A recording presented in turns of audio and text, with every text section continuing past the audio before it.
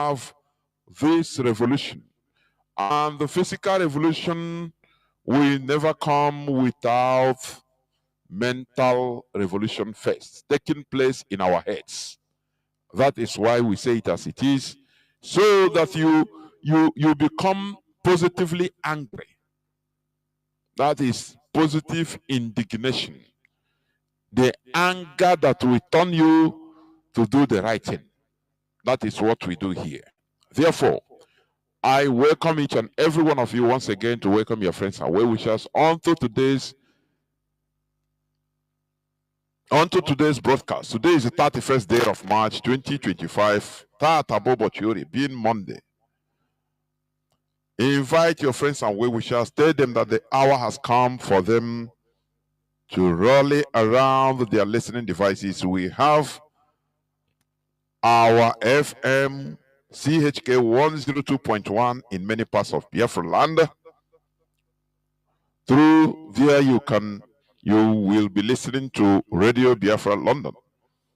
We are on FM in different parts of Biafra land.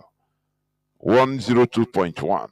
Some places, I think Elka, if I'm not mistaken, is 103.1. So check 102.1 and you search. If you cannot get it, you go to 103.1 in some places, please.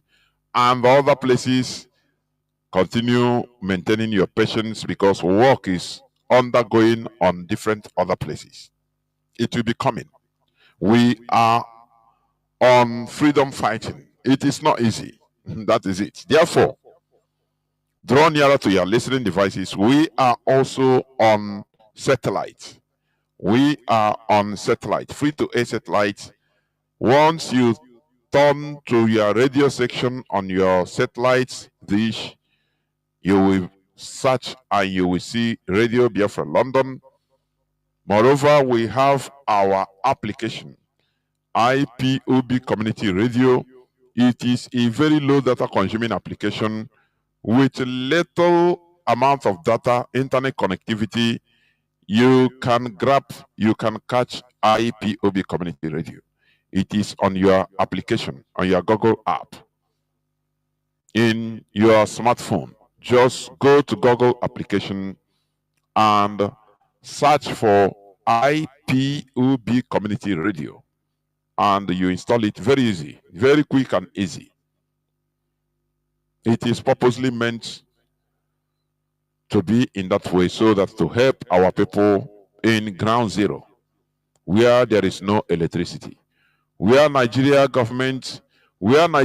is doing everything possible to make sure that they destroy us as a people, that we die and perish with our natural endowment, our natural talents, that we die with it, and we have no other place to be called home. That is why we have realized that if we keep quiet without doing nothing, we will all go into extinct. Our race is gone. That is the original plan of Britain. It is the British plan right from time. When they came to our land, they saw a people that are unique, a people that are very quick to learn.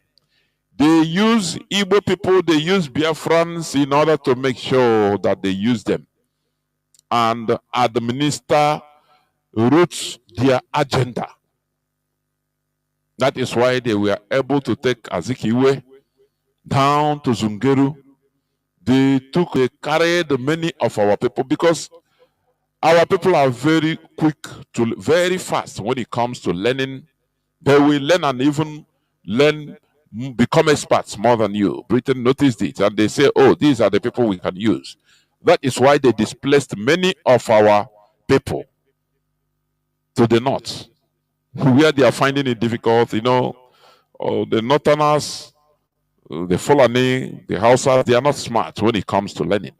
So they use our people, displace them, take them to the north as administrators, as district commissioners, as teachers, to help them, make things better for them. That's why you see many of our people. Nzogu was born in Kaduna. His name is even Kaduna Nzogu. Kaduna. He just only Igbo by name, only name. He speaks Hausa. Even I don't think he speaks Igbo even. He speaks Hausa as his mother tongue. The same thing to many of our old, ancient, prominent people. Even Azikiwe was born in Zungeru. Can't you know? Even our eternal leader Juku was born in the north. He spoke Hausa as a child naturally. And his parents were dismayed. They have to send him back to Igbo land in order to learn Igbo later. So he learned Igbo as a secondary language. Don't you ask yourself why these people, why were all of them born in the north? It is the British making. Britain did that. They came, they saw a people that before you say they have learned, they know. Just show them. After all, Ojukwu, when he was recruited as a Koromfo into the Nigerian military, the advice of his father, because his father didn't want him to be a soldier. His father wanted him to be a businessman, to be a manager of his intense wealth, because Ojukwu's father was very, very wealthy. Very, very wealthy. Transportation, real estate, everything. He was wealthy. So he needed a son. He needed a son that will manage all his properties. But Ojukwu said no. You know, as a normal Igbo stubborn child, he said, "Daddy, your money now, your money, I no care. I want to make my own in my own way." That is the problem. We are born like that. We are like that. Some people, even their father, their parents are very rich. They don't care. They say, "I don't care about your money. I want to go and suffer and make my own." That is the spirit of an average Igbo boy, Igbo man. We are like that. So Ojukwu said, "No, Daddy, you cannot push me to what I don't want. I want to be a soldier." The father was dismayed. A graduate as of that time. Do you know what it means? A graduate, whether 1940s or 30s, I could not recollect. His father said, "No, my son, I have money. Only you go to school, be a good boy, and manage the wealth. Be my manager. Now, if I die, you take over everything." He said, "No, Daddy, that is not what I want to do. I want to go my own way." The father was shocked. And you know what happened? Ojukwu have to run away from house. A rich person, a rich man picking. He have to go and recruit, go and look, recruit himself into the army. Where there we are recruiting. He didn't go as an officer because he have the qualifications to be taken as an officer. But he went because he know that if he go there, his father will frustrate him. But he went as a normal, ordinary, illiterate. He stood on the line and they recruited him. And when they told his father that, "Look, your son has been recruited as a non-commissioned officer, as Koromfo, into the military," the father was almost heartbroken. You know what he did? The father called their GOC or their commander, their chief, the military chief, and told them, "Look, I heard that my son have recruited, very stubborn. Frustrate him. I want you to suffer him so that he will run away from the military. I want you to suffer him." What I'm telling you, I know many of you know about the story. It's a history. It's facts. The man, they say, "Okay, we will frustrate him so that he will run away from the military." You know what they do? What they did? Every time they train, they make him train double. Sometimes they put him, say, "Oh yeah, go, you go carry shit." He will go without understanding what he did. He just feeling that they hate him, but he didn't care. He was doing it because that was his passion. He will stay in the toilet from morning till night, washing the whole toilets of the barrack. He was doing it with joy as his part. Now, one day they were teaching them in a class about gun dismantling and assembly. Could you believe that the white person that was teaching them this, showed them the gun, dismantle it, give the names of the parts of the gun? The white person, their teacher, made a mistake. You mispronouncing a part of the gun. And Ojukwu rose his hand. He said, "Sir, no, this thing you call this is not this, is that." He called the real name. The man was shocked. Their teacher was shocked. He said, "What is a British?" He was shocked. He said, "So this guy is extraordinarily smart and brilliant." You know what? He reported the case to the overall chief. And the man said, "No, we can no longer continue suffering this child." They called the father and said, "No, I will no longer continue. I know you are powerful, everything, but this your son, we can no longer continue suffering him. He merits his position." They removed him from there and put him into, officer's class. And immediately they commissioned him. And his grade, he started rising immediately because he was a graduate. He was learned. So he charted his own path, not knowing that it is how his nature, his agu, the way his agu wanted him to go. And he went there. And that is how, all the rest is history. So, what am I trying to say?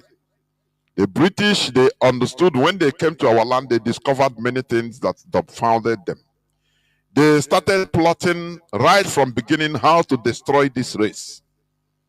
Because they say that if we allow this race to rise up in Africa, that they will take over. They will develop everywhere. That Europe will be relegated. They will no longer have market or have Africa as their dumping ground, as their market. That is why they started right from beginning. But unfortunately, our political elites, they were ignorant. They were completely ignorant of who we are. And they started being greedy, selfish. Britain used that selfishness in order to attack them, to blackmail them, starting from Azikiwe. He was blackmailed into being a president without single power. The only president or a pioneer president in Africa without a single power. Among the whole independent fighters, Azikiwe fought for independence in Nigeria, but he was not given the power to be the president. I mean, to be the what he should be. He was not rewarded. Every other African pioneer fighter, independent fighter, got it, except Azikiwe.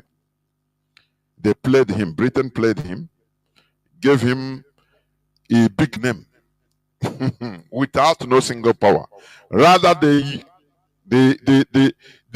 took the power to the north, to Fulani Caliphate, to reward them as their friends, as their willing tools, because they saw the Fulani as their willing tools.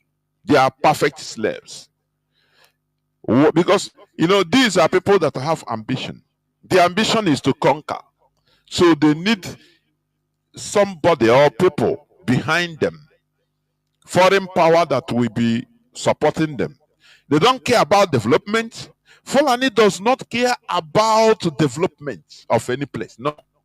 Somebody have said this: where you find the Fulani, even if it is a fatal or a green bush, before you know, within some time, they will turn it into a desert. It's true.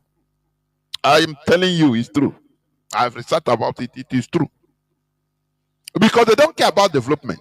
What matters to them first is control, to colonize, to be in power. Now others will be bowing down to them. So Britain saw this and said, look, these are the people that we are going to use. We support them. And that is why they are being supported till today. The West, they are the number one ass lickers in Africa. The Fulani.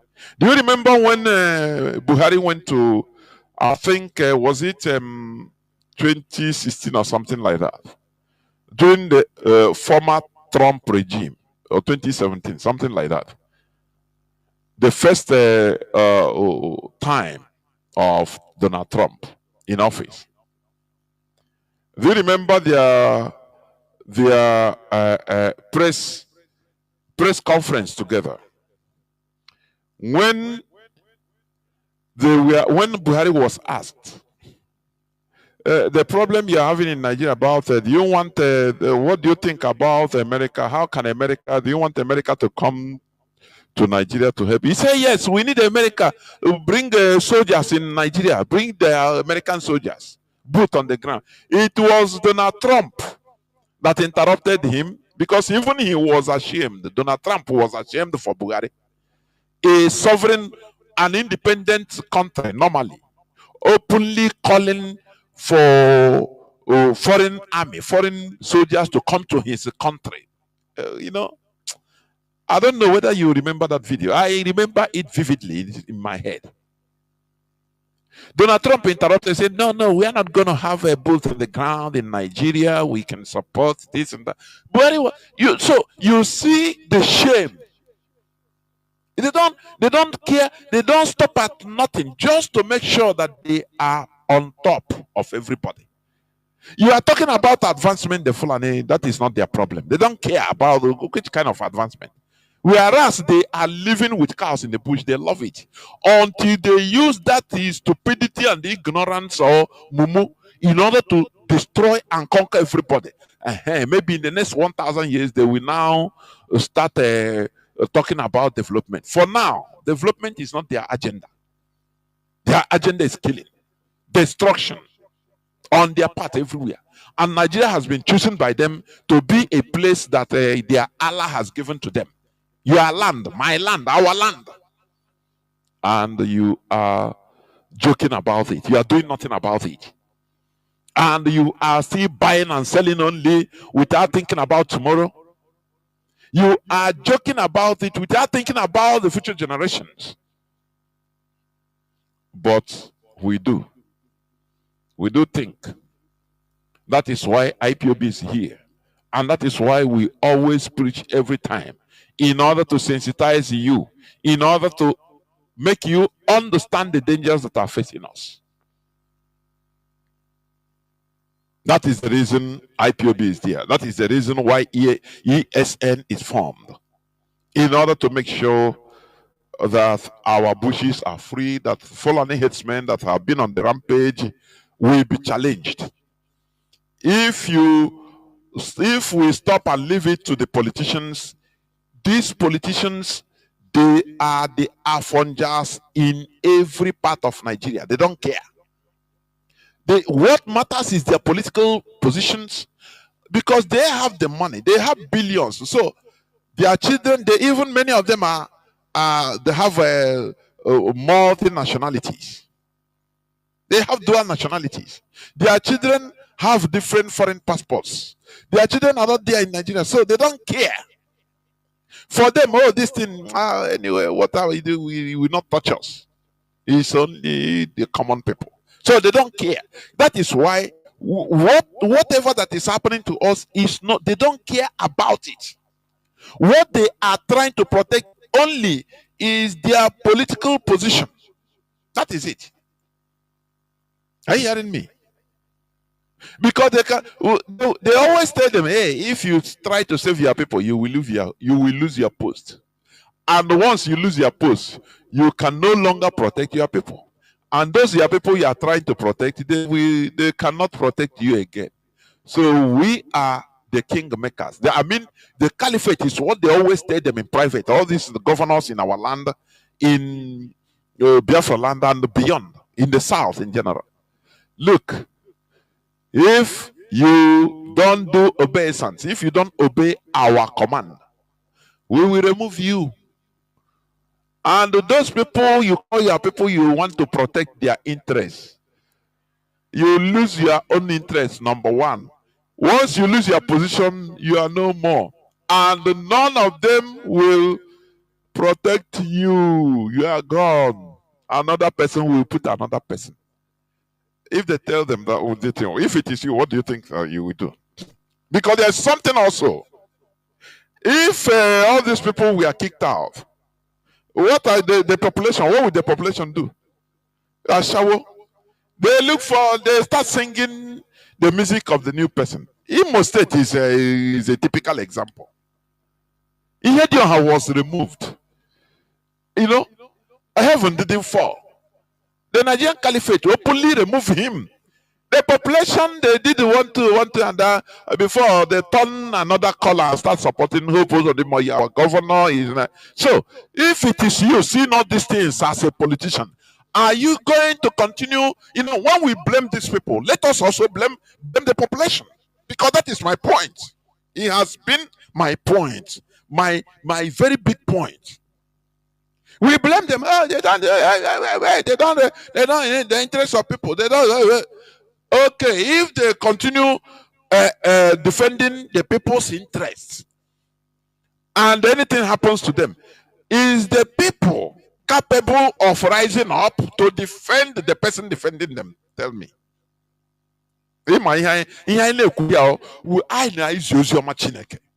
Sometimes it might not be palatable. You blame the politicians, the governors. When Ihedioha was out, what did the Biafrans do?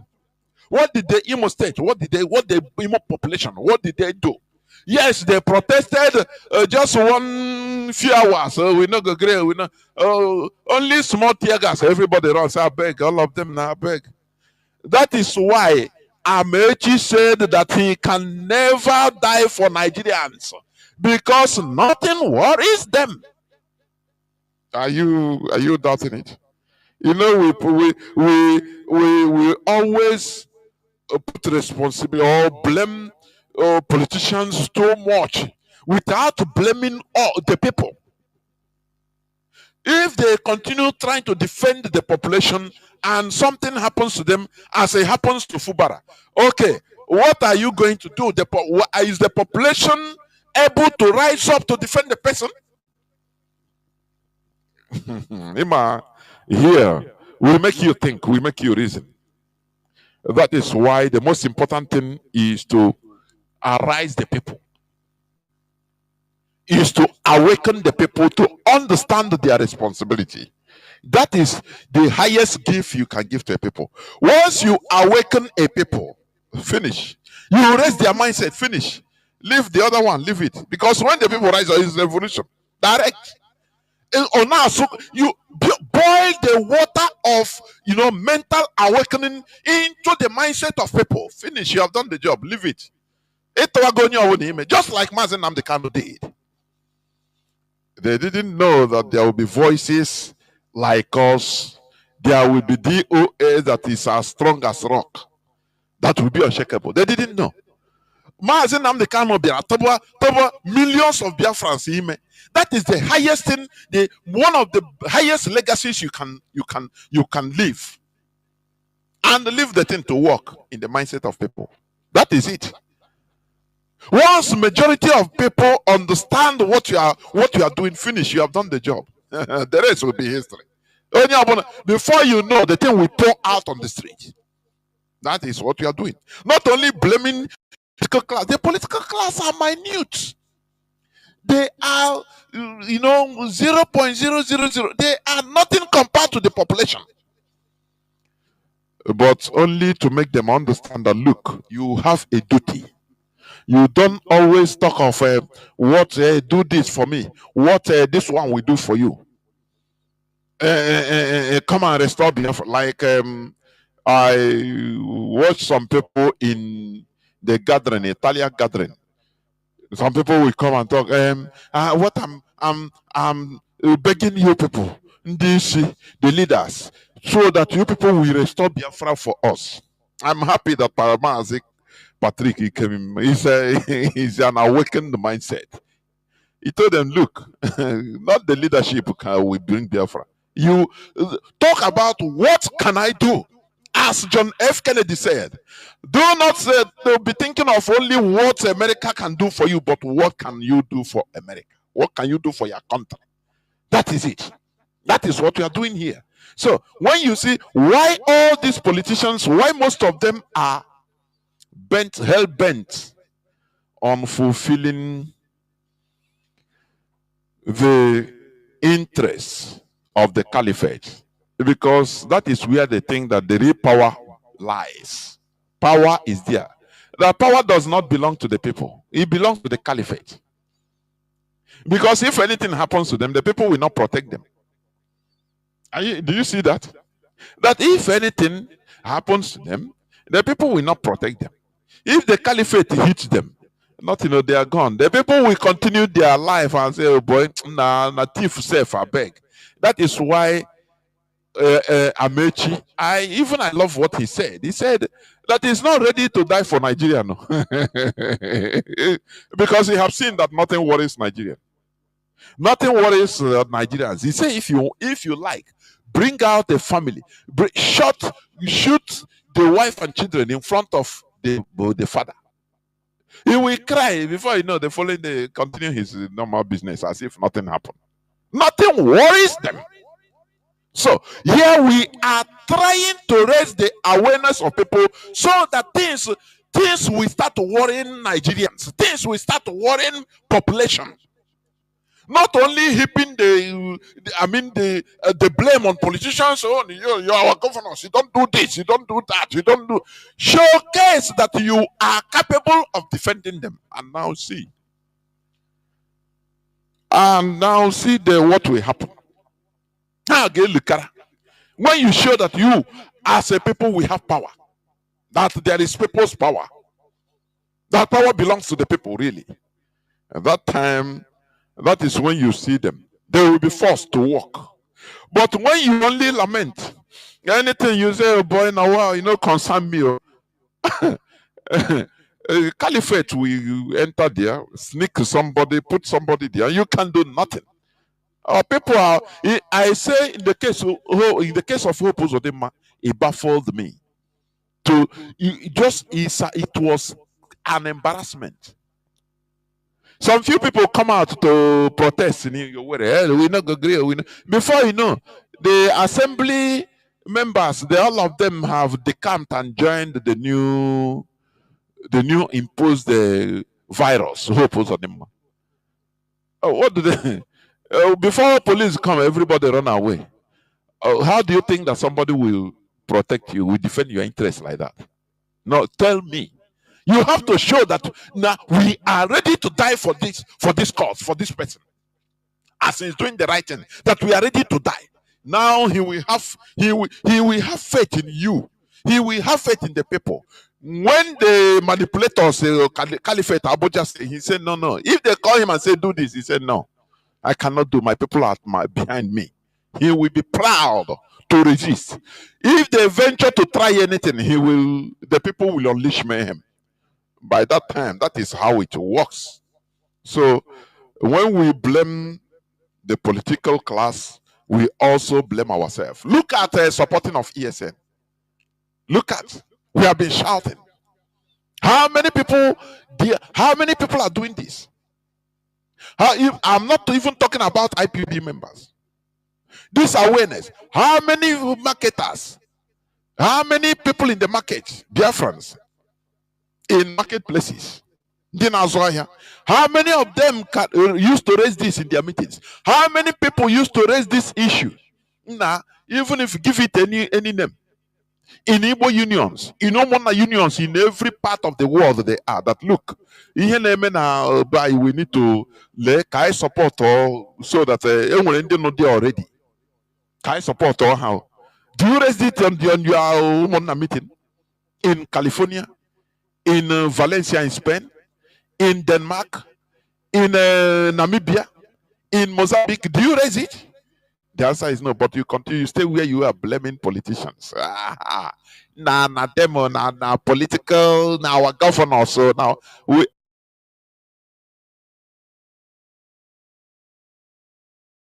I say we have to blame.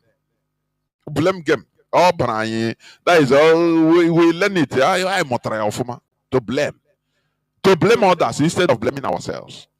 Therefore, to blame others instead of blaming ourselves. Therefore, today I am going to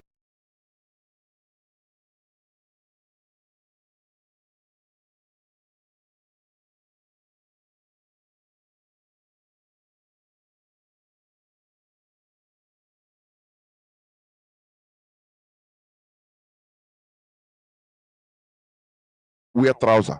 That is what is happening in Nigeria today. But before I delve into the news today, the news headlines of today and what is happening, because we are still on the Fulani question, I will read IPOB press release of today being the 31st day of March 2025. IPOB urges Ndibo to prepare for self-defense, warns Hausa community to steer clear of ethnic tension that could destroy them. IPOB urges Ndibo to prepare for self-defense, warns Hausa community to steer clear of ethnic tension that could destroy them. The indigenous people of Biafra, IPOB, seeks to alert the Ariwa group in northern Nigeria, highlighting that its leaders and certain individuals are inciting violent assaults on the Igbos and Christians to halt their intended assaults immediately. We learned that they have organized assaults against Ndibo in the north due to the killing of the alleged Hausa hunters in Edo State.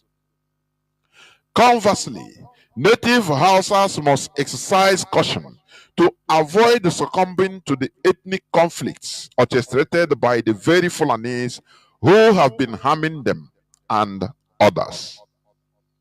We have been reliably informed by our sources that certain individuals are already posing threats to Ndibo in the north. We have received the information that Fulani criminals have killed the innocent Uche Abagana in Kufarua, Kanu, due to an incident in Edo State. Ndibo did not harm Hausa hunters passing from Edo State to the north. Throughout the years, the Ndibo in the north have faced the worst of any ethnic conflicts in northern Nigeria.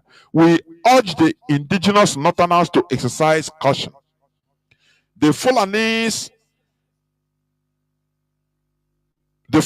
should refrain from provoking indigenous Hausas to assault Ndibo in the north due to the regrettable mob incident that occurred in Edo State.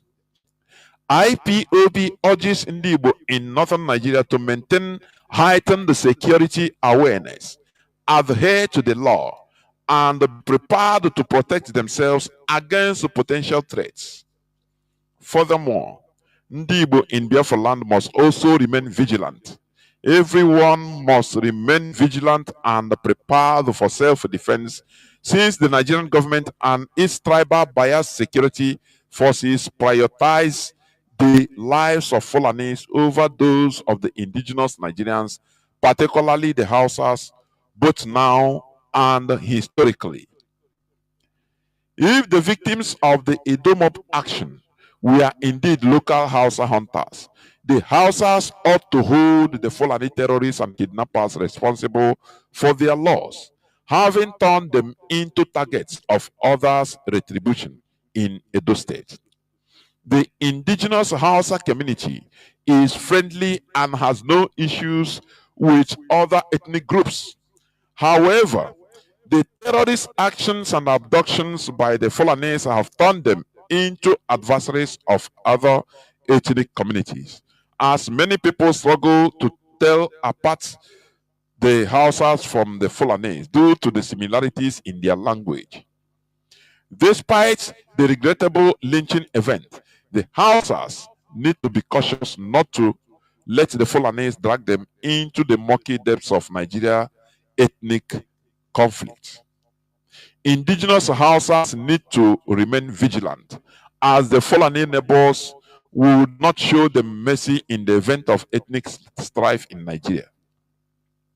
Ndị Igbo are individuals who cherish peace. Nevertheless, Ndị Igbo will no longer passively observe as our lives and properties are endangered without repercussions. Nigeria was established by the British for the advantage of the British economy. The sooner other ethnic groups realized that Nigeria was not designed to favor any specific group, the more advantageous it will be for everyone involved. Nigeria was established to serve the interests of Western imperialists. All indigenous ethnic groups in Nigeria must unite with IPOB to dismantle the British racist structure known as Nigeria, enabling the emergence of homogeneous and prosperous nations. Comrade Emma Powerful, Media and Publicity Secretary for the indigenous people of Biafra. I think you've heard it. You know, Fulani, they are, what do I call them? You know, I mean, they will go and provoke and keep quiet because they are tiny. You know, there is a very sophisticated politics the Fulani are playing in Nigeria. They are annihilating the indigenous people in the north. Listen, no? They are killing them. The lanterns, the baggy, the TV, they are killing them, taking over their lands. I played the clip before I started. You had it. One Yoruba man analyzed it. He said it. That they are taking the lands of the indigenous people, the Hausas and other ethnicities, all that hundreds of tribes in the north. They are, but they are not, you don't see the media talking much about it. Now, they will still come and give, you know, give the face, the public face that, oh, we the north, we are together. Whereas they are killing those indigenous people. There is something. The British, what they did is this. They are using the only tribe that is not indigenous in Nigeria. They are using them in order to destroy every other indigenous population to get what they want. Do you see that in Ethiopia? Fulani, they are never indigenous to the north, to any part of Nigeria. They are not indigenous. Fulani came to the limelight only at the coming of Ottoman Danfodio. Ottoman Danfodio was born in Hausa land, yes, but his parents were cattle headers. They were foreigners that came from Futajelo. What I'm saying is historic. Are you hearing me? So they allowed them, the Hausas allowed them to settle, and other ethnic groups to settle, as they are fighting to get Ruga settlements, Fulani settlement. That is Ruga, what is called Ruga, everywhere in south, west, east, everywhere. That is how they did in the north. They thought that they didn't know them. Anywhere you see Fulani, that even in Guinea, where you call Futajelon, it is Guinea. It belongs to the indigenous people. The same thing, the same modus operandi. They just came there, their cattle headers. It has been their system for ages, for centuries. Their system of grabbing land. That is how the Fulani. That is why When you tell them, when you talk about, okay, you say your problem is you are cattle rearers, you rear cow, okay, let us, you establish, take a land. Niger State has land. You say take over land, nice field that you can settle, you can accommodate the whole Fulani in this world if you want. They say no, we must continue moving. This is what Buhari, they said no. During the Buhari government, they said no, that their ancient system, it must continue, because that is what they use to provoke indigenous people, fight and destroy them and take over their land. That is the system. That is what they use. They tell them, if really what your problem is, giving your cow, rearing cow, as long as you don't have any other thing to do again, there is land in Niger State that can accommodate you anywhere you want. Stay. You have grasses anywhere, no problem in Niger State. They say no, we don't want ranching. No. We must be moving that place. Going now. How can you tell me that people, they will carry dogs, nkita,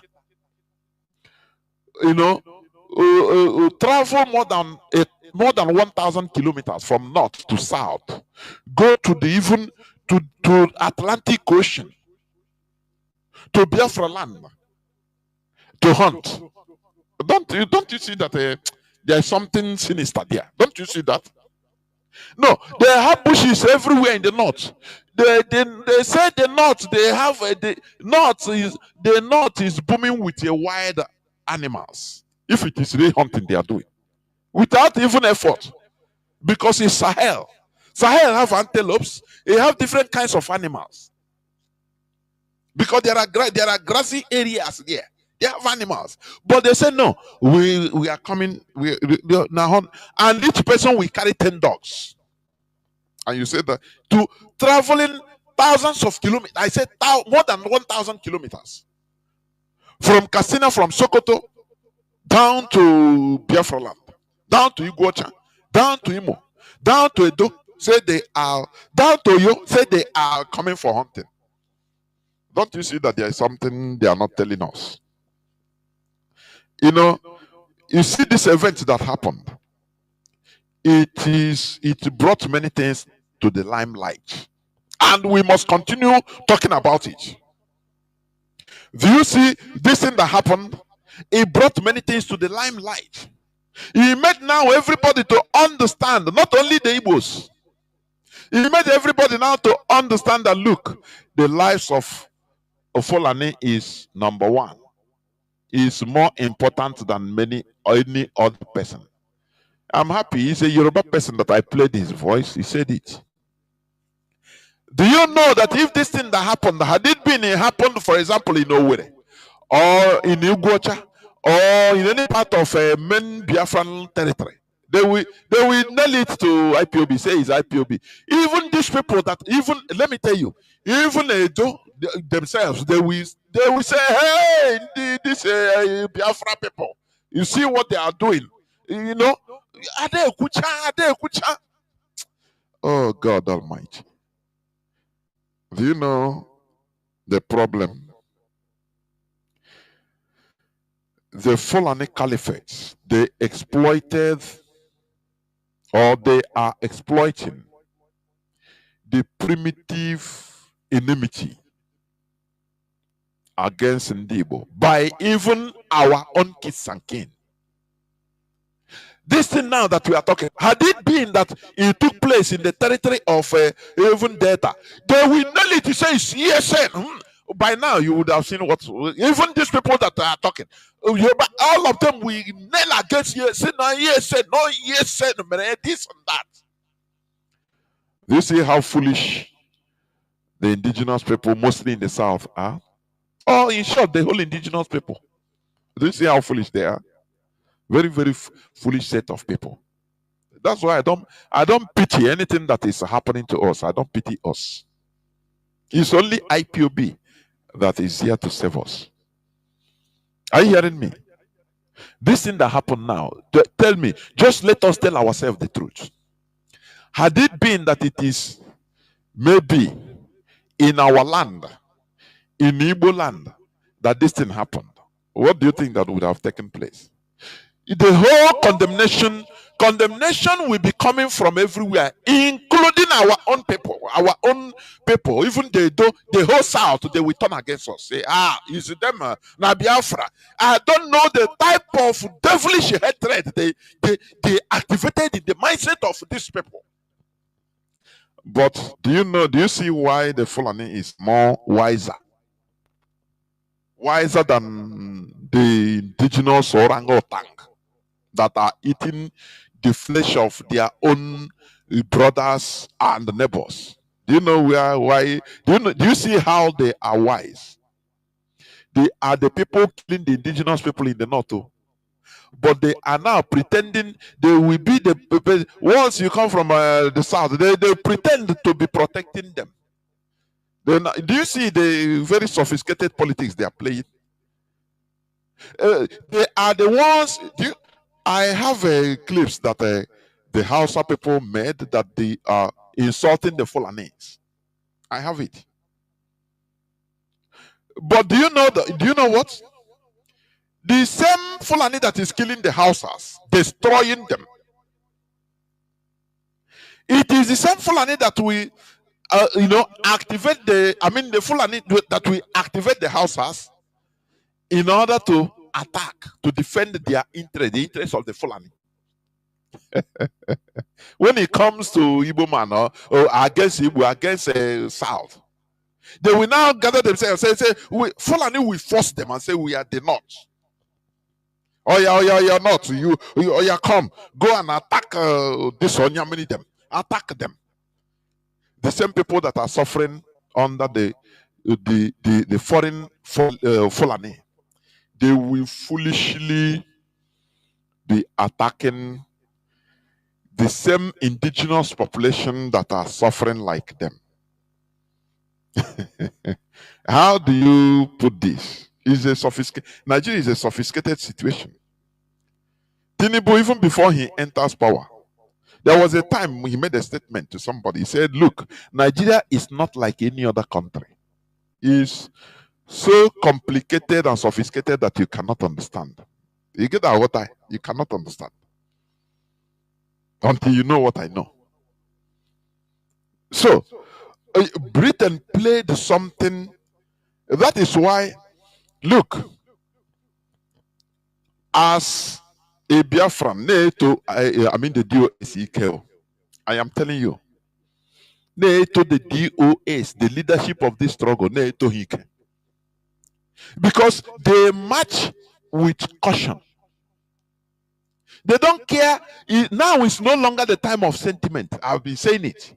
They march with caution on what is good for this struggle.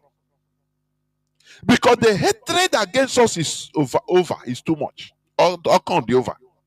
And also the complications in Nigeria, the sophisticated situation of Nigeria is something you cannot understand. So you need to walk with heavy caution. That is why to some people it seems that there is nothing that is happening. That is why when you go it that way, you think you fall. Do you remember Ekperima? Is any person talking for him again on his behalf? The answer is no. Do you remember when people even try to make problems in back, those make us stop condemning him now. Now him they do something. And I said, no, this is not the way. Let him even use his name. Stop calling or mentioning IPOB and Nnamdi Kanu. Because there is a plan. We already know the end game. Where they were going. But you don't know. You are acting on sentiment. But the leadership of this struggle have already understood the end game. Where this peta sentiment where we end. They all know the plan. The leadership, I am telling you, Because Nigeria is a highly sophisticated zoo, a very complicated republic or entity, I should say. If you go without thinking that it's like this, before you know, Imanonya. Are you hearing what I'm saying? So, now, what am I trying to say? This issue, IPOB has given press release and given again, warning the Hausas to stop being used as weapons or tools in the hands of the Fulani. The Fulani that are killing people, they have now withdrawn, disappeared. Now, from the back, they are gingering the Hausas. Oh, yeah, yeah, yeah. Remember, Ahmad Bello said he's a Fulani person. He said he will use the indigenous people as willing tools. We talk about you. A time should come when you have to think. This programming of hating Igbo should never push you into being more stupid. Now, you see all hell broke loose. Even a governor of Edo State has gone to, I don't know, he has gone to, is it Kaduna or Sokoto? In order to this thing, excuse me. Okay, as I was saying, the governor of Edo State has quickly gone to say sorry to Kaduna or Kanu, to tell them, oh, we are sorry. Very quick. Hey. What does this thing tell you? That the life of Fulani is far, far, far more important than any other. It's an insult, isn't it? Now, the issue is, what are you going to do about it? Won't this make us to understand that, look, we have been relegated into fighting each other in the South? If these people can call themselves Ariwa, not, why can't we also be calling ourselves the South? Why can't our governors be holding meetings in the name of the South? Why? They divided us into piecemeals and made sure for us never to agree. Igbo against Yoruba. Yoruba against Igbo. Sorry, Yoruba against Igbo, because we are never against any person. For nothing. Yoruba against Igbo. The tribes, they promoted ethnic tension and hatred. It is the brainchild of Britain, because they said it. Harold Smith openly said it. He said that Britain worked so hard that in no condition that should Igbo and Yoruba work closely together politically. That there must be katakata. So they created that feature problem and made sure that before you become a governor in Yoruba, they will tell you under no circumstance must you agree with Igbo. Do you see the thing? Because they know that once we are together, their game is up. Very simple. But how can we be together? They start rewarding Yoruba, telling them, look, instead, we are going to make sure that the whole Igbo economy is pass through you. So you capture everything. That is greed. Are you hearing what I'm saying? They made sure that they tell Yoruba, look, we will not allow airports, international airports in Igbo land, in any type of part of Biafra land. Instead, even if we do it, we put a more tariff so that they will be passing through Yoruba land. That is what you get. So that you will be building your economy. And make sure you help us to bring down, subdue Igbo man, subdue him, bring him down. What are you going to say about this? You know, these people, the creator of Nigeria is so powerful. I agree. They are so powerful that they make sure that their pronouncement goes into practicality. That if on 2020 the Southern Igbos and Yorubas hold a meeting, political meeting together, calling themselves South for the first time since independence, all hell broke loose. I say I can never quantify the type of basic or the type of how the Fulani their reaction. They went basic. As if it's just like declaring war on them. If I'm saying this, go back to 2020 and listen. Listen to all their pronouncements. As if it seems they also declare war on them just for us being together. And there you understand, because they know that is the key.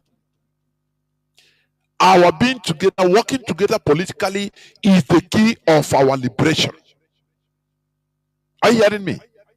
They didn't stop there. They went further into dividing. Even Biafra land, they divided Igbo into pieces so that a Delta person will say no. An Igbo person in the so-called Delta say no, I'm not Igbo, I'm a Delta. He don't know that this is oh Chinekele. They created animosity against Igbo. That is to the finish. People don't understand. You see people, everybody is taking his toll. I mean, taking his pound of flesh on the Igbo people. And even some, what do you call it? Some tribes that are not up to 300,000 in population. They will come and talk rubbish against Igbo. Because this is what the British want. As we are yabbing ourselves, dividing ourselves, the foreigners come and they will be siding. They will be siding them against the Igbo. Because they see us as the main, Britain see us. They see us as the main enemy. People that they should never allow us. And today they have created monsters in our land. They have made us, our people today in Igbo, almost miserable. Let me tell you how. The other time, Soludo said that we have, according to statistics they conducted, we have more than 11 million Igbos in the north. Do you know what it means? These are this population is just is a hostage. They hold us hostage. People don't understand what this thing means. You know, these people, they used to do a long time investment. That is why I always yab our people that our brain is very light, very small. We go for just short time benefit. We don't think of long term. Only short time. We don't go for long time. We don't care. We say, nah, money I want to make now. They give you now, you make money. After the war, our people, instead of using their brain, everybody nupuku again. Bam. You will say, hunger there, yes. But you can go and do business in the north. And, you know, after you carry your money, come back. Invest in our land. Look for money there, carry money, come back. No. Our people went back and carried away by sentiment. They will brainwash some of them. Do you see? Your house we left for, even they will carry that 3 years of war, they run away. Some that have gotten land, distant house that time. You see the Alhaji will carry his key, carry his documents, give him back. Say, you see, even some the house rents for that 3 months, 3 years, they will carry the money, give to our people. Hey, I know to their mind. Hey, oh, these are good people. You don't know they are investing in your brain for the future to hold you hostage. Instead of going that time, maybe even if you have, if they do all those good things for you, say, you have your brain. Within small time, you put the house for sale. When you put it for sale, you sell it and do your business and be bringing money home. No way. Establishing in our place, no way. Our people are we are carried away with sentiment. Wow, you don't know they were investing, they were attracting you. Do you see how when you are fishing with line and hook? Do you see, if you put worm or little fish to the hook, the fish will not know. He will just go. Once he swallow it, you release the thing, you release the line, release it so that it will swallow, we enter the bad place. That is what they did to us. They release the line, oh, show us goodness. Now, you people came for, oh, no, we are one Nigeria now. We accepted you. Don't you see how we accepted you? Our people were carried away and their brains were lost. They started, no brain, no brain, no brain. He got honey, convert ordinary sand into money within small time. You don't have any other brain again apart from that, apart from the brain of making money. And you start thinking, say, which kind of human being are these? As you are doing that, building in the north, building in Lagos, building in Abuja, they are laughing. They say, yes, these are useless people, they are coming. Today, they use it as holding us hostage. Don't you see that? Is it not IPOB that is trying to salvage? Ndibo, please prepare yourself in the north. Don't attack Ndibo. Had they been, they didn't see us with our investments there. Will they attack who? Are we going to be talking like this with them? Oh, Ndibo. I say they are holding us hostage today.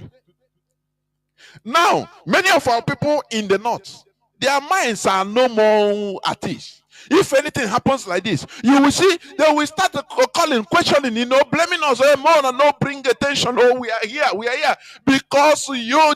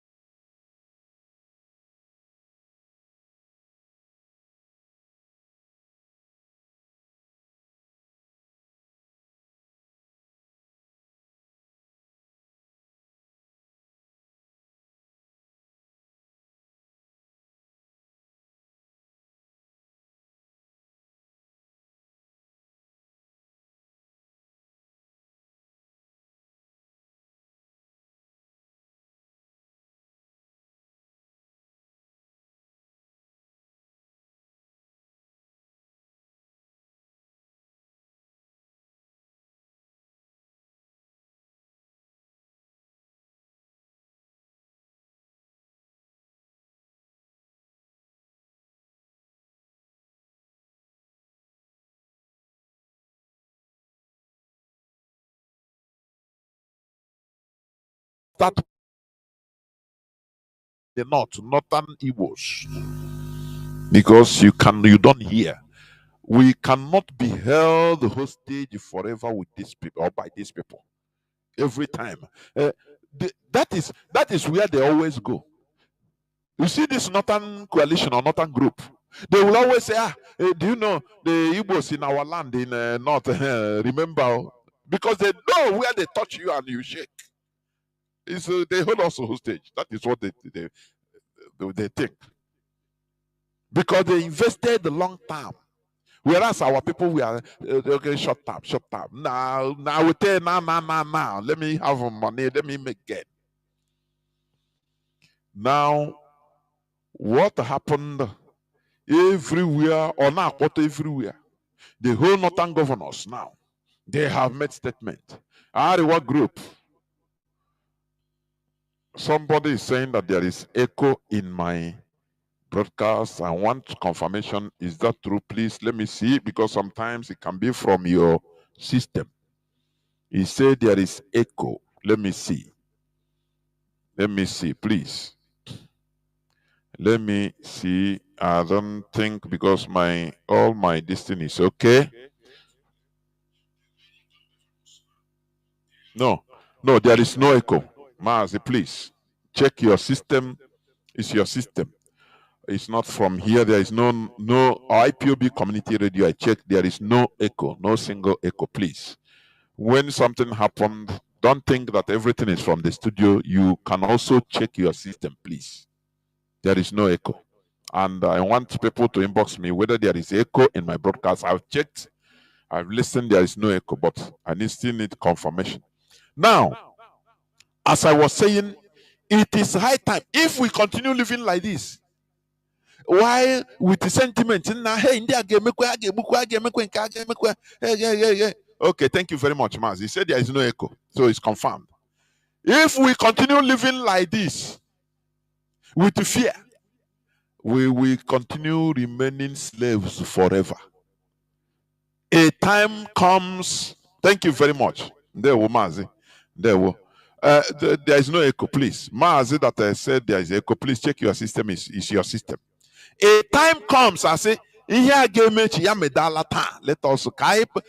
It's not every time they hold us and now we will do this. On our mind,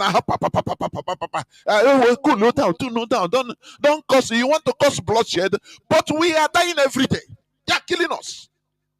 So sometimes I say, let them move, let them continue. If we don't take that stance, we go nowhere. Are you hearing me? If we don't take that stance, only every time we consider, no. Let them defend themselves. They are plenty there. If they think that they will live the life of slaves all the days of their lives, you make money, but you cannot. You look at the miserable life of our people in the north. I never lived in the north for one day, although I've gone there, but just on visitation only. But because I hate there right from beginning. I hate the north. My father did a good job on us. How can you as an Igbo man, it doesn't matter how rich you are, how they give you, how titled the person you are in the north, in Sokoto, but Almajiri will come and insult you in the shop.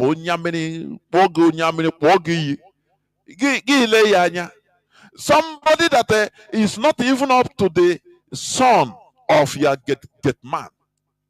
I say, your wife no ebe say darling hapukwa on there imakwa how biko hapukwa die ya.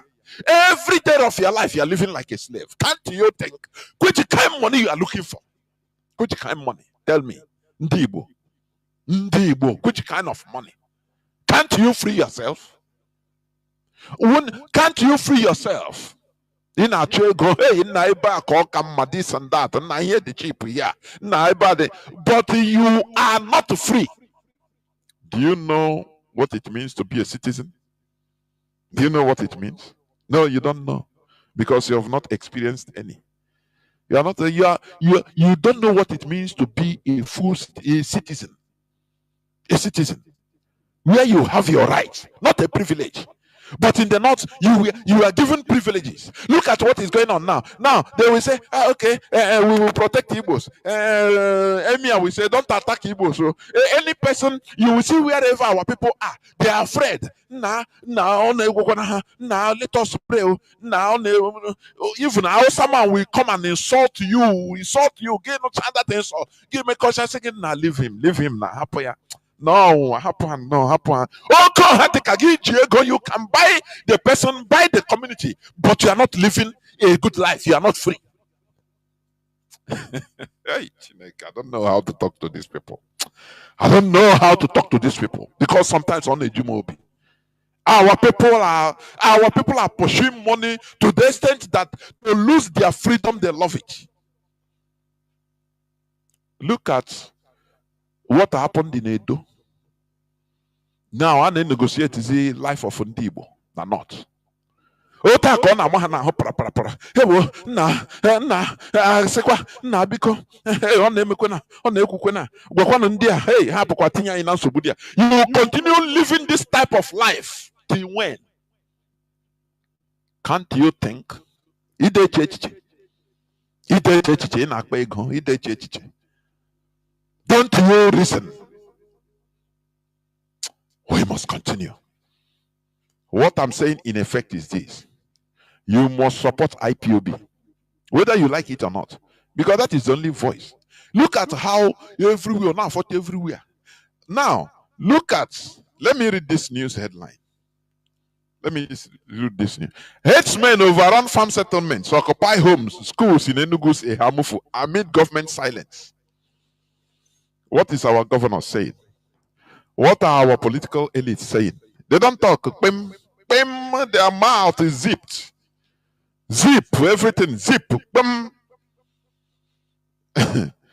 Because they are afraid. This is what is called living in bondage. That is why we talk to the population. We are talking to the grassroots because let that fire start from the grassroots. When we say enough is enough, it is better we die standing than living, kneeling, being alive, but kneeling all the years of our life. Revolutions start from the grassroots. That is it. I want to puncture your heart, but in a positive essence, so that you become you become annoyed, you become mad, but positively. A positive annoyance that will make you to work hard. The annoyance of Lionel Messi. I used to give example with him. I'm not his supporter, but if you watch him when he was Messi in Barcelona, if they are losing, if Messi becomes annoyed, he will become two people in one person. That is the type of annoyance. Positive annoyance. Not annoyance that will make you destroy. No. But annoyance that will make you build. That is what we bring out here. So that the population will understand what the future holds for us if we do nothing. That is why IPOB is here. You must support IPOB. Look at this is today's news headline. March 31st, 2025. Herdsmen run over farm settlements, occupy homes, schools in Enugu's Ehamufu amid the government silence. But all of them are talking about what happened in Edo. That is their destiny. Everybody, hey, because the real human beings, he touched the real people, the number one citizens in Nigeria, the Fulani. That is why everybody is talking. Don't you see that? But the killings that are going on in our land, no person cared nothing, nada, because your lives do not matter, nothing. Your lives do not matter, nothing. Do you remember when this guy was killed in America? It spread all over the world. because that is where human beings live. That is why it spread all over the world. Only a policeman killed somebody. But all these things are happening every day, every minute, every second in Nigeria. Who cares? Because these are orangot, these are lesser animals. No person care for. They don't even care for themselves. That is exactly what the Fulani is trying to replicate. That their lives is more important. That is why everybody, the whole politicians are talking about it. But when our people are being massacred, when Southerners are being killed, no person. No, it doesn't make news at all. It's nothing. Because your lives do not matter. Here we are trying to make us value our lives, to retake back who we are. That is it. Let me read a bit. As the headline says, the picture is here of houses being burned to ashes, herdsmen overrun farm settlements, occupy homes, schools in Enugu's Ehamofo amid government silence. Do you hear Mba talk about it? Do you hear Mba? Do you hear Southeastern Governors Convent meeting? No. Do you hear Southern Governors Convent meeting? No. Do they condemn it? No, because these are not human beings. Do they value themselves, their own lives? The answer is no, they don't. So why should others value them? Why should others value them when they don't even value their own lives? But the Northerners, whether they are Hausas or they are Fulani, that we are lynched. Nigeria is shaking. Even Tinubu talked. Tinubu talked about it. The chief of defense, he talked, he spoke, he said, "Oh, you will this and that," because these are real human beings, not you, not the Southerners, not the Igbo people. Your lives mean nothing in Nigeria. It is only us that we take back the value that is our life. No person can give it back, give it to us back. It is only us that we fight and retake back what belongs to us and nothing more. Let me a devastating trail of destruction and displacement has been left in the wake of relentless attacks by assailants suspected to be headsmen, that is Fulani headsmen, on farm settlements in Ehamufu, issues or local government area of Enugu State for years. No fewer than 44 farms or farm settlements known as Ndiagon have been overrun, with residents forced to flee their homes and seek shelter in neighboring communities. The affected communities include Abo Ishiala, Mbuju, Ago Amede, Eha Ago, and Umuhu. Who is talking about it? The life of slave does not matter now. Let me play this again. Let me play the analysis of this man. Just let me play. It's on this Edo issue. Let me play it. Really, listen. I would like to commiserate with about 200 families in the past few months in Edo State that have had their mothers slaughtered in the farms, have their fathers. More than 200 men. He's not even talking about what happened now. He's talking about, okay, you are talking about the people that were lynched. But more than 200 people that were slaughtered by the same Fulani headsmen. Does it make any news? It's just like this news as I read, they put it after, they flash it. Government suspected to be headsmen have killed 40 people in one community in Edo. You have killed, because it's a normal thing. Because for them, they are killing animals. Does the people even value their own life? The answer is no. Because if they value it the same way these northerners react, northern governors react, that is the same way southern, anything that happened like this in Hamufu, even the whole southern governors will react and say, no, this is unacceptable. In a Hamufu, I mean, in Ebony, what happened? They arrested Ibuayaka for saying, the governor of Ebony State came for him. that there is a Fulani headsman that killed, that they have been forward, they gave the intelligence to the governor, but he didn't do anything. So they came for him. That is, we are on the verge of extinction. We are politics in Nigeria. We are killing ourselves. I'm telling you, we are relinquishing ourselves into extinction. For your information, listen to this man. And children slaughtered in the farms, and those who have suffered kidnapping, as happened recently in Nauchi, around the Bura camp, not far from the military checkpoints, where 4 people were kidnapped from their own streets at Igbira camp in Nauchi. You can confirm this from the security forces, only very recently. We have videos, and I have a lot on my phone now, of farmers who have been slaughtered in their farms. There's a camp in Ovia here. It's just a farm settlement. It's a camp. The people were sleeping at night, and then headsmen or terrorists, we shouldn't actually be using the word headsmen. Terrorists went to those camps, slaughtered them in the night. We have about 7 dead bodies lying there. And I'm telling you things that have happened within the last 1 month. All these things, who care? You know, I cannot blame even the Fulani, because the people themselves, we don't care. Look at the Hamufu. The women protested for how many days? Who supported them? Who supported them? Only in the Hamufu and the environs only. Other Enugu communities feel that, nah, you know, over on my side, you know they do our, you know they happen our side. Oh, Chineke. No, it happen for him. No, you know, rich Anambra, it not be our side. And I beg, man, to defend on ourselves. But do you see, of these people that we are lynched in? I'm not supporting mob action, but it is a sign of Nigeria failed the government.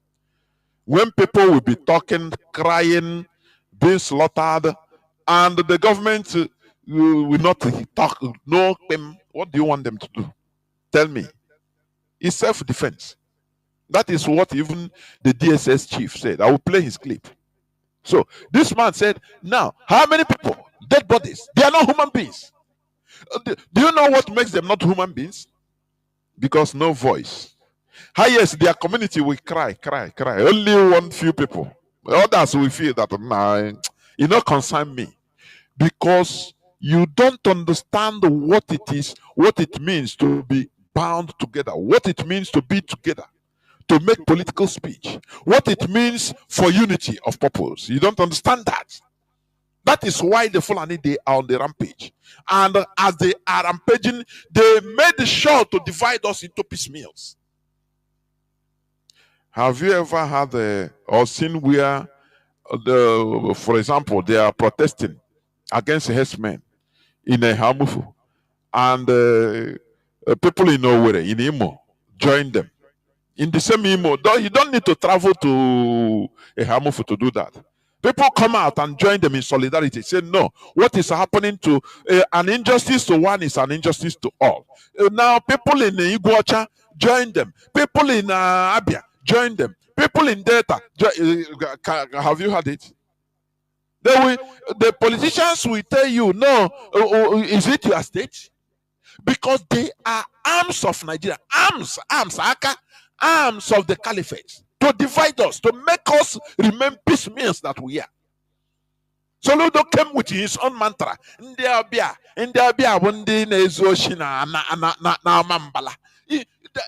always want to divide so that we will be powerless. Are you seeing it? It's a political strategy. The Fulani political strategy. They make sure they can allow you to loot. Even they encourage you to loot your state. But make sure to stick to your zone, to your state. Don't ever be in solidarity with any other person.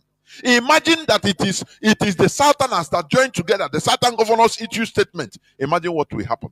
But the issue statement has not. It's normal. Because they are superior. It's normal. But when it comes to our land, hey, they will tell you, no, you are south. You are Niger Delta. Be who you are. You are Niger Delta.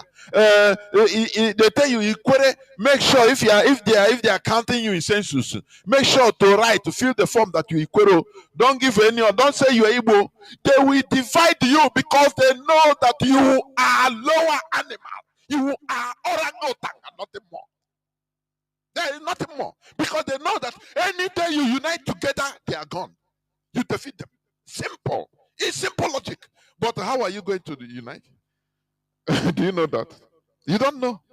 Because you don't have the brain to know.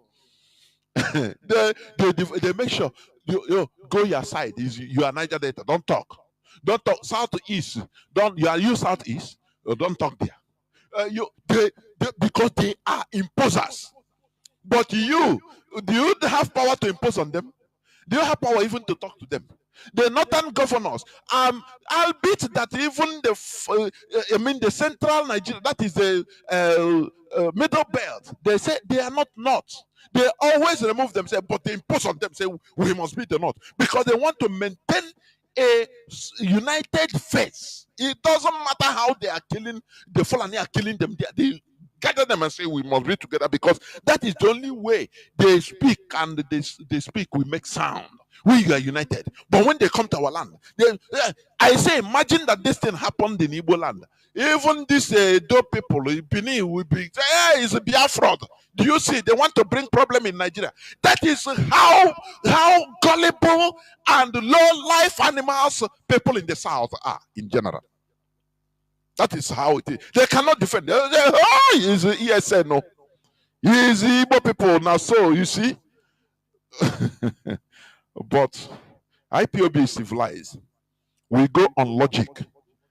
Are you hearing me? We go on logic. What is right? That is what we are doing. It is high time. Even the governors in our land, you Southern go, let them maintain a formidable common front and issue statements as South. The same way, these people, I think they come from Kanu, but all they didn't leave it to Kanu government and say, or governor and say, it concerns now your citizens of Kanu. But all of them came together. You and who is wiser? You are, the South. I say the indigenous people, mostly in the South. When I look at them, I compare them to the indigenous people of the Amazonian forest. I'm telling you. Ndị ka na-agba ọtọ. They'll forget that we pụtara hụ anyanwụ na-eme ọfụma na modern car. Your brain, you are still thinking in a very primitive manner. And the caliphate is exploiting it. It's exploiting that brain. They know that any day we talk with one voice, they are gone. That is why they don't care. You can steal anything, loot your state dry, do anything, but make sure don't come together. We'll be divided into pieces, fighting ourselves. The more we fight ourselves, they are relaxed. They come as peacemakers. Don't do this. They will go at the back and incite this person. No grill. They will come in television and say, but you people safe. So fight. The same way, don't you see in the Senate committee?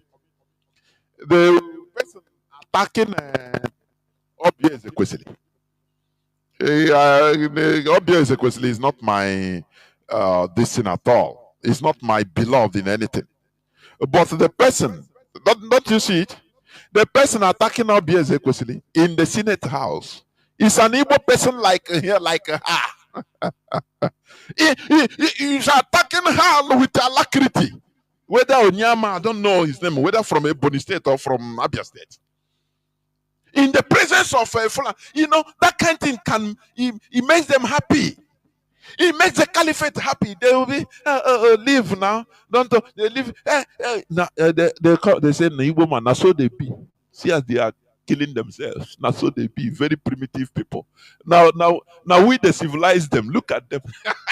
They laugh. But they will come in front and say, no, it's okay now. Leave him now. I saw the man on video was attacking, insulting his own sister in the presence of everybody to act like he's the highest obedient slave. Oh, equatorial forest dwellers. I'm telling you, very primitive people. They still have that primitivity in brain. They are the people that are being used against their own people. Now, but can he say so? Can he act like that if it is, for example, an Hausa woman? Or the lawyer? Hey, Aja. Aja. We must change. We must change. Either peacefully or we suffer the consequences. Now, burnt down some parts of their houses. We have video there of Fulani herdsmen and terrorists entering into farms and uprooting cassava that people have planted and are waiting to harvest for this season and feeding them to their cows. And then those who dare to, challenge them have been slaughtered. So for the 200 families in Edo State that have been slaughtered in the past 3 months, we commiserate with you. Now we know that we have north and south, because the language I hear from those who are condemning is south and north. It is no longer what happened in Edo State, it's what happened in the south and what happened in the north. So we find solidarity when it comes to anything happening to people in the north and then from the north. It doesn't matter what they do. It doesn't matter that what we are dealing with has a history. It doesn't matter that on a daily basis, Edo people are reporting killings in their farms, destruction of their economy. It doesn't matter. All of that don't matter. As long as it has now happened to those who are from the north, then you have bodies, you have sociocultural groups, you have all sorts of people rising up in condemnation. It is a shame. It is condemnable. It is incendiary. If we react like that and look at things from such selfish prism, you will have war in this country, because you have families right now who are crying, who are angry, who have lost loved ones to this kind of brutality in the bushes. And now, as I told you, they have entered into the town at Auchi, and we are not having anybody condemning it. Before now, during the Buhari's regime, I remember that we had serial, kind of killings like this. And then when Tinubu came in, there seemed to have been a little stopgap. But it appears that just recently, as soon as we started hearing of the political actors in the north complaining that Tinubu has neglected the north, we are beginning to see a resurgence of this. We understand what is going on. It is happening in Nigeria. It is happening in those states. And we are keeping note, irrespective of all those hypocrisy to see in the press. The people are feeling the burn. They are losing loved ones. And they are not going to be moved by what you are doing in the press. The man said, what the language is hearing is the north. They condemn it because they are wise. They are civilized. Civilization is about being organized, organizability. Are you hearing what I'm saying? Do you know? Let me go back. When even Vasco da Gama, them, all these Christopher Columbus and the people before them, and all those people, when they started traveling, going to explore their horizon, do you know, they quickly, some of all those people were even criminals that we are going, they just say, go and die on suicide mission. Now, make we go see waiting there for, even if instead of staying here in Europe and dying for misery and killing ourselves, let us go there. And you know what? Their kings and queens supported them, say, oh, these troublemakers, make we organize them, let them go, go and explore. Their kings and duchies and duchesses and princes and queens, they gather and say, okay, it's good to know, it's good idea, we will sponsor you, go, may wanna go. For them, they are sending them to go. Those troublemakers, they will gather all those maybe 30, 40, 50 sail ships. Oh yeah, all those criminals. Oh yeah, may wanna go. But all of a sudden, when they go, within maybe a few years, they come back. Some of them come back that didn't die. Some die on the sea. Some too sicknesses kill them anywhere. The ones that return, they say, they give report that now where we go, there are this and that. There are many resources. They carry gold, come carry. Now they organize it more. That is organizability. It is civilization. That is civilization. Organizability. That is what we are trying to teach our people. Being in, I used to say it. You are nothing as an individual. I am nothing if we are nothing. I will only become something if we. become something. It means a lot. That is why Igbo adage say Igwe bike. Without Igwe, there will be no Ike, you will not be strong. Do you know that? Without Igwe, Igde Ike. That is civilization. That is organizability, being able to be organizable. That is civilization, civilized character, civilized people. But when you see people that are doing it alone, and I can do it myself, I can, and you call it that, well, we are Republicans in nature. No, you are a Neanderthal. You are not Republican. This is a primitive hunter gathering. It's not a republicanism. No. Do you see why Mazi Nnamdi Kanu put us together as one family? Are you seeing it? That is, he teaching us civilization. That is why I used to ask. Look at the whole Igbo unions all around the world. Igbo groups, Omona groups that have money. They are doing fine everywhere. But what do they discuss? Do you have Igbo Union, Central Igbo Union, connected to each and every country that has Igbo Union to understand, to be together? The answer is no. Every people are doing their own thing. Anaga kwamozu, ana mechiafo, ana emepafo. That is a sign of uncivilized set of human being because you cannot organize yourself. That is why the Northerners, even they used to taunt us. Do you remember Buhari? He said Igbo should go and organize themselves first. Are you not haunted with that word? He said, no, the Igbos, they are confused. Let them go organize themselves. Because they know that it is very difficult for Igbos to organize themselves. That is number one thing. Are you hearing me? That it is difficult for Igbos to organize themselves. Don't you know that it is an insult? It is an insult that we are uncivilized. Because when you are telling people, when people that are unable to be organized, they are not civilized. It doesn't matter how you individually you are, how you are rich individually. It doesn't make any difference because you are nothing. Without Igwe, you are nothing. If you want to be, I don't know, you are one of Igbo. The only thing that can keep us, put us, bring out our value is what? When we are together. That is what IPOB is trying to teach us. Nothing more. Civilization, organizability. When we tell you, please, support IPOB, support ESN, donate so that we jointly face what is facing us. Because as an individual, you cannot do it. Highest thing, as an Igbo millionaire or billionaire, you have contact with Al-Haji. Anything you call him, he will give you military. Any day he say no, he lock his phone, you are gone. There's nothing. He withdraw the military guiding you, you are gone. But once you organize with your people, once we are together, no leakage. You are protected. I am protected. Do you see where the concussions? Do you see how they are more civilized? I used to give this example.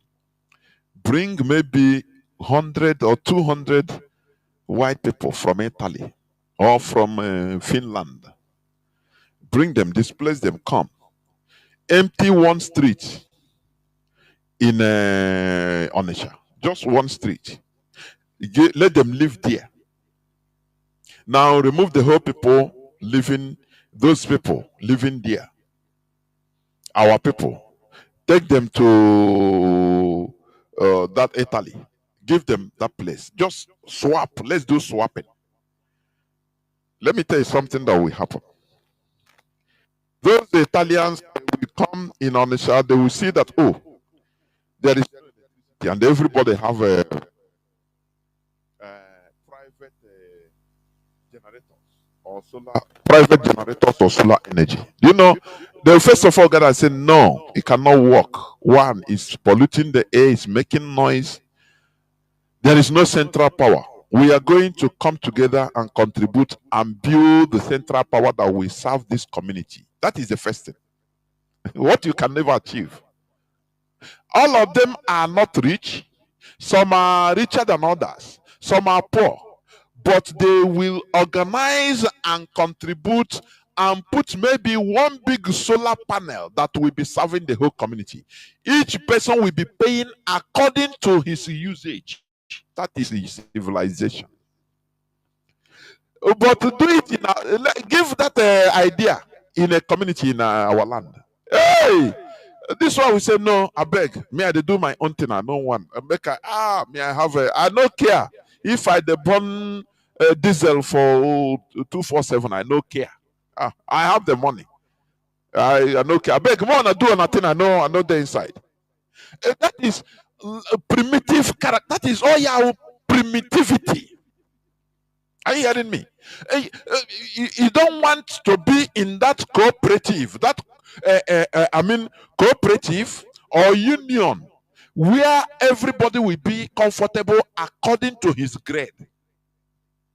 You have light, I have light, everybody have light, and maybe I'm using only one lamp.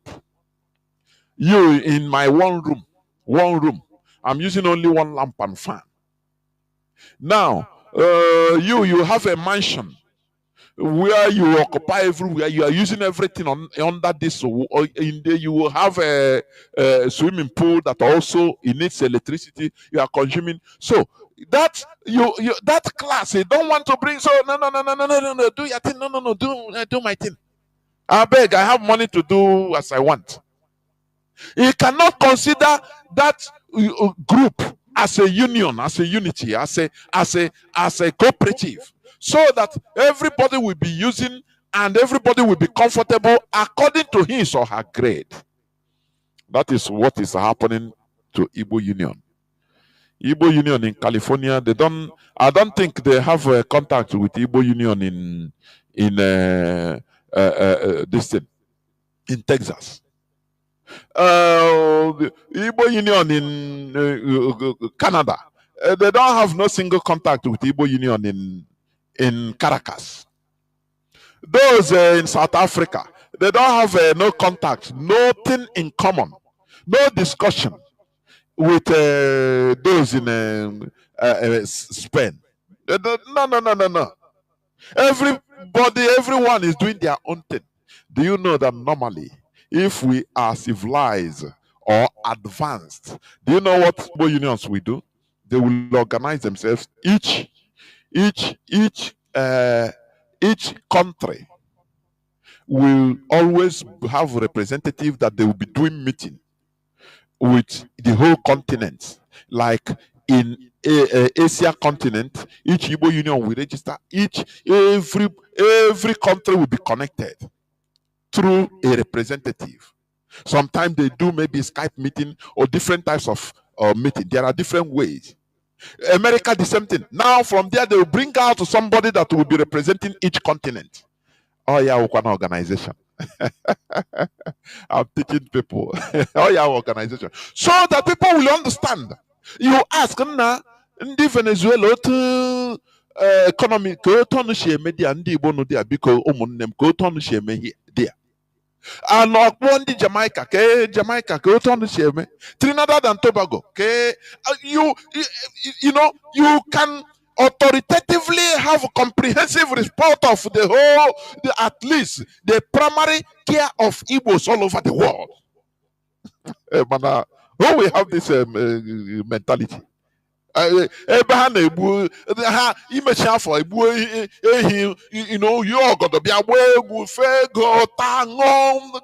that is gone. Nothing. They think of nothing. Back for me, nothing again, nothing. They don't think of the welfare of their people. Because when you start thinking like this, now you start having the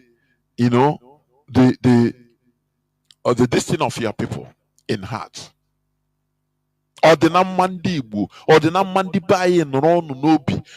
when you hear reports like this, you hear reports from here, now you coordinate, and from there you even have a voice to confront our politicians in Nigeria. But no way. Who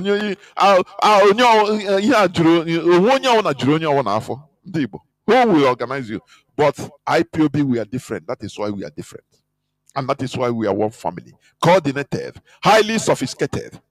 I say you must support ESN, whether you like it or not. I am not begging. Because if you don't support, now you know. Because the catastrophe is there waiting for us. It's there facing us. Mazi Nnamdi Kanu won the Igbo Congress. Won the Igbo Congress. In 2015, 10 years back. What is happening today? He won them, he gave them the synopsis of what will take place today, what we are seeing today. And they will how were sentiment. Who is this man? What passport do you have? Do you know? Are you? They dismiss it with a wave of hand. They officially replied, Mazi Nnamdi Kanu, that we are not going to support you in anything.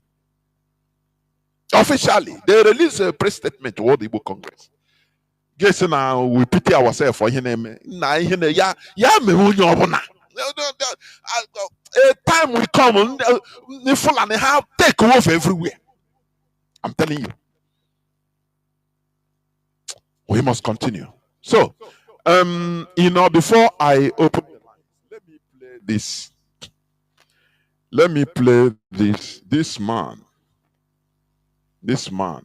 I have many things to say anyway, but let me limit it. Let me limit it. I want to play the clip of this policeman from, he's an Igbo man from Abo.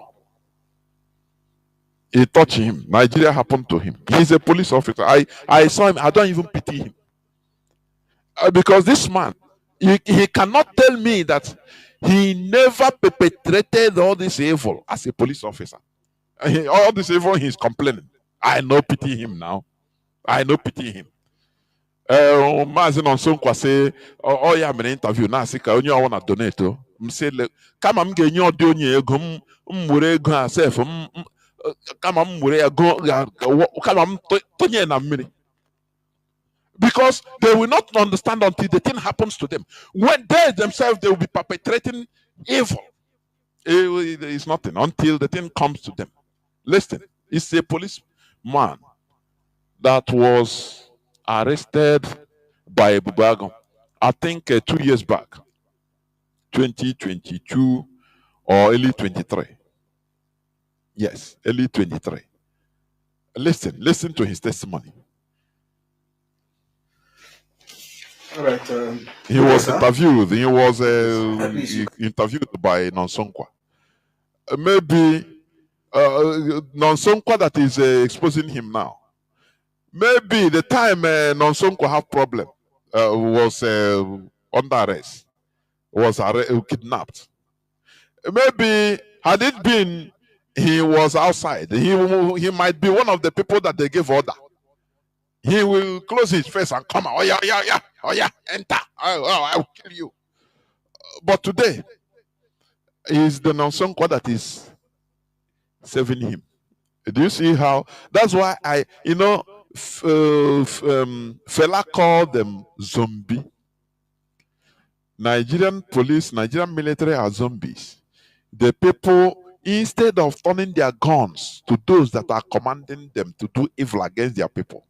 Because normally, Nigerian police, Nigerian military swore an oath to protect the Nigerian constitution, the Nigerian citizens, not the Nigerian politicians. That is zombie now. Do they know anything? But a Nigerian politician will tell them, "Well, go and shoot people that are peacefully protesting, even like the Shiites, like in a Hamufu, like in any other thing. There we go." Like this man talking rubbish now because it happened to him. Maybe he's one of the people they will give gun. Oh yeah, go and shoot them. He start to go in. I'm obeying on order from above now. Because Nigerian police, Nigerian forces have been turned into protecting politicians. After all, the other day, a police orderly that was hired by a Chinese to protect a Chinese, the Chinese man gave him order to shoot a Nigerian immigration officer. And he did it. He cocked his gun, back up. A monkey. He cocked a gun, back up, and shooting his own fellow citizen, even an officer. Because a order come from a Chinese. He's Oga. That is how low life they are. It's only in Nigeria you can see this. You can never see it in any other country in this whole world. You a foreigner, you tell a policeman to shoot your fellow citizen, and he did it. No. Listen. Can project so that people can hear you. Good day. Good day, sir. All right. Please, can you tell us your name, sir? My name is Inspector Patrick. Inspector Patrick Omoy. Okay. Please, what is your AP number? My AP number is 231793. Where were you posted as a police officer? My last posting was Omuma Police Station, Divisional Headquarters, Oru East in Ondo. All right. So you told us that in February 2023 you were arrested by Ebubago. Yes. Atuli in the Hiala LGA. Yes, sir. So briefly, why were you arrested? I was arrested on my way to see my family, my wife and 6 children, which are living back of opposite Odumegwu Ojukwu University, back of that small market. I was just arrested on my way, not knowing that the men of Ebubago have received an attack by this very group, unknown government group, and left. They said after the incident, 10 minutes after the incident, I was to be the first person they saw passing on that street. I mean, I don't know. I did not see Okada. I decided to walk with my neck. So I used my neck to walk up to where the Ebubago people did. So when they stopped me, I was thinking that when they work with government, after telling them I'm a policeman, I'm an inspector, they asked where I work. I said I work in Oru East Division, Omuma. May I mention Omuma? Havuzumavu. So they found everybody working or coming out from there to be one of those people. I told them no, that I'm from Delta State, I'm from Abo beside me. That there is no Delta person that is involved in this problem. That I don't know if they have received an attack. I don't know anybody, that I'm just going alone to see my wife and children. That was how they deprived me from going. And what did they do? I was hard, I was buttered, I was handcuffed, chained, they flogged me with knives and iron. Ending of the day, did you tell them you were a police officer? You are a police officer. I tell them.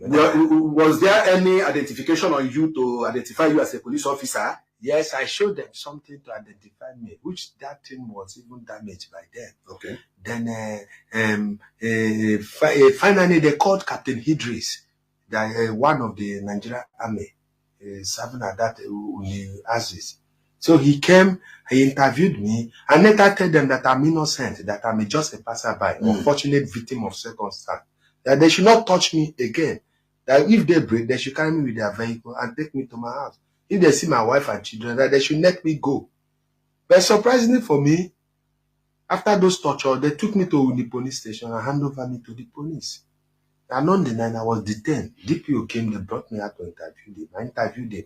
He asked me who's my DPO. I told him he's an SP, Sunday Oladipo. It's an Yoruba man. So was Sunday Oladipo called by the DPO? Yes, he called him and he confirmed that yes, that you are working with him. Yes. That then after confirming that you are working with him, what did the DPO actually did? The DPO actually said that my DPO said that if I'm in Anambra State, that he's not aware. That means I left to Anambra. The distance between Omuma and Anambra is very close. The distance between Omuma and Undi is very, very close. Okay. So after that, what happened next? After that, the DPO ordered the IPO to neck chain me and took me back to cell. I spent extra 8 days. Then the case was then transferred to State CID Oka. What this man is saying as a police officer, if you bring him and say swear that you have not done this to people, are you think that he's going to swear? Okay, even if he say you have not done, but haven't you been complicit? Or have you fought against this type of injustice? Do you see the reason why the white people are wise? Do you see? Anything they see as injustice happening to one person, everybody will rise up against it, say no. They don't want to wait until the thing touches them, because it might touch them. We must touch them. If they leave it, say no, it doesn't concern me. What effort has he made as a policeman in order to fight all this type of injustice, even in the police against the people? You talking now because the police didn't save him.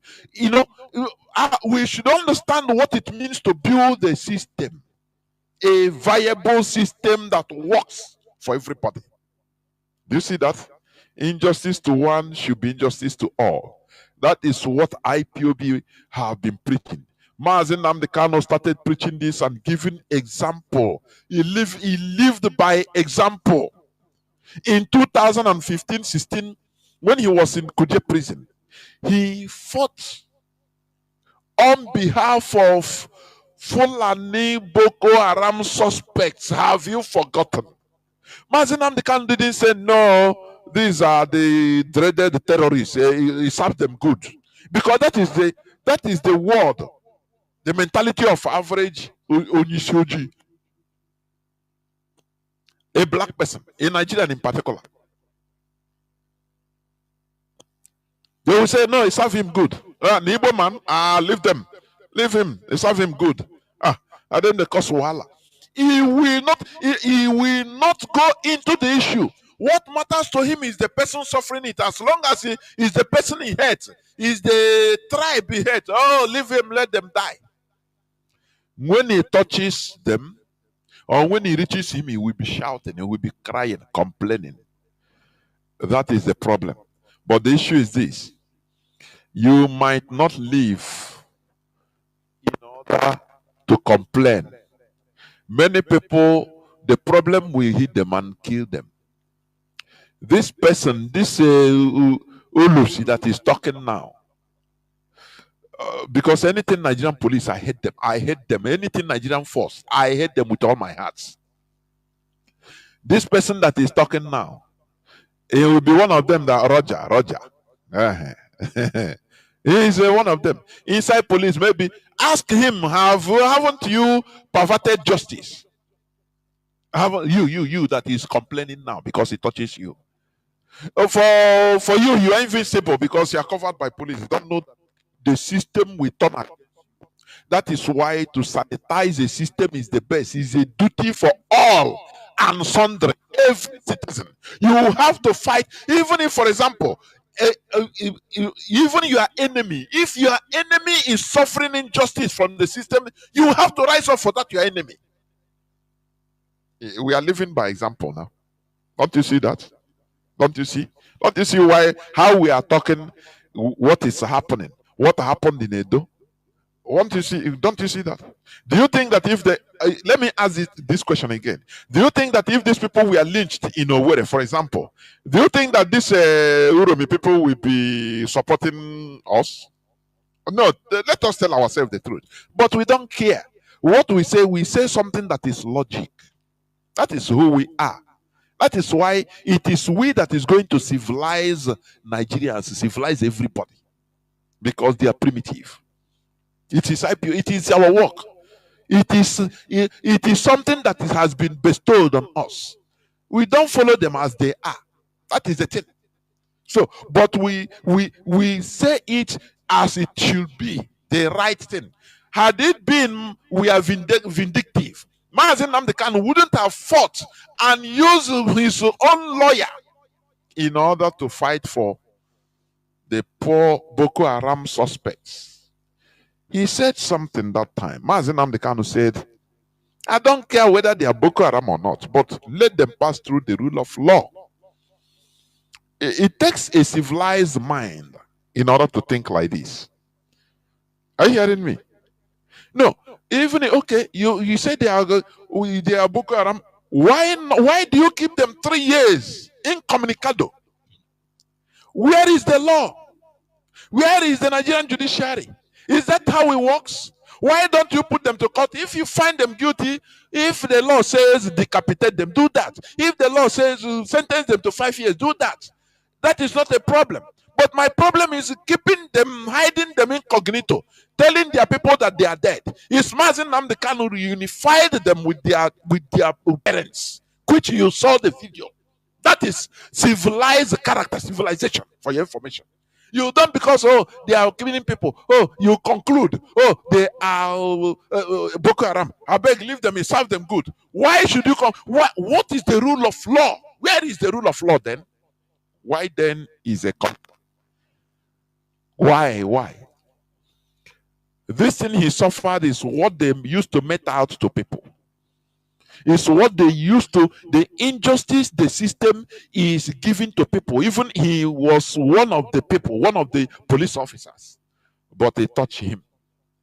He came to now, a civil activist, Nonsonkwa, who they arrested, his companion. Maybe had it been he's in that group, they will give him command and he will carry it out.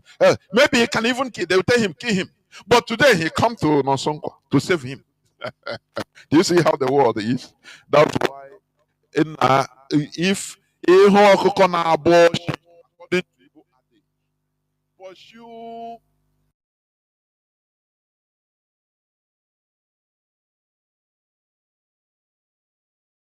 it, pursue it, because you don't know who will eat the leg. That is, are you hearing what I'm saying? If you see a chicken, you know this our local chicken scavenging on shit. Pursue him, pursue him off, because you don't know who will eat the leg tomorrow.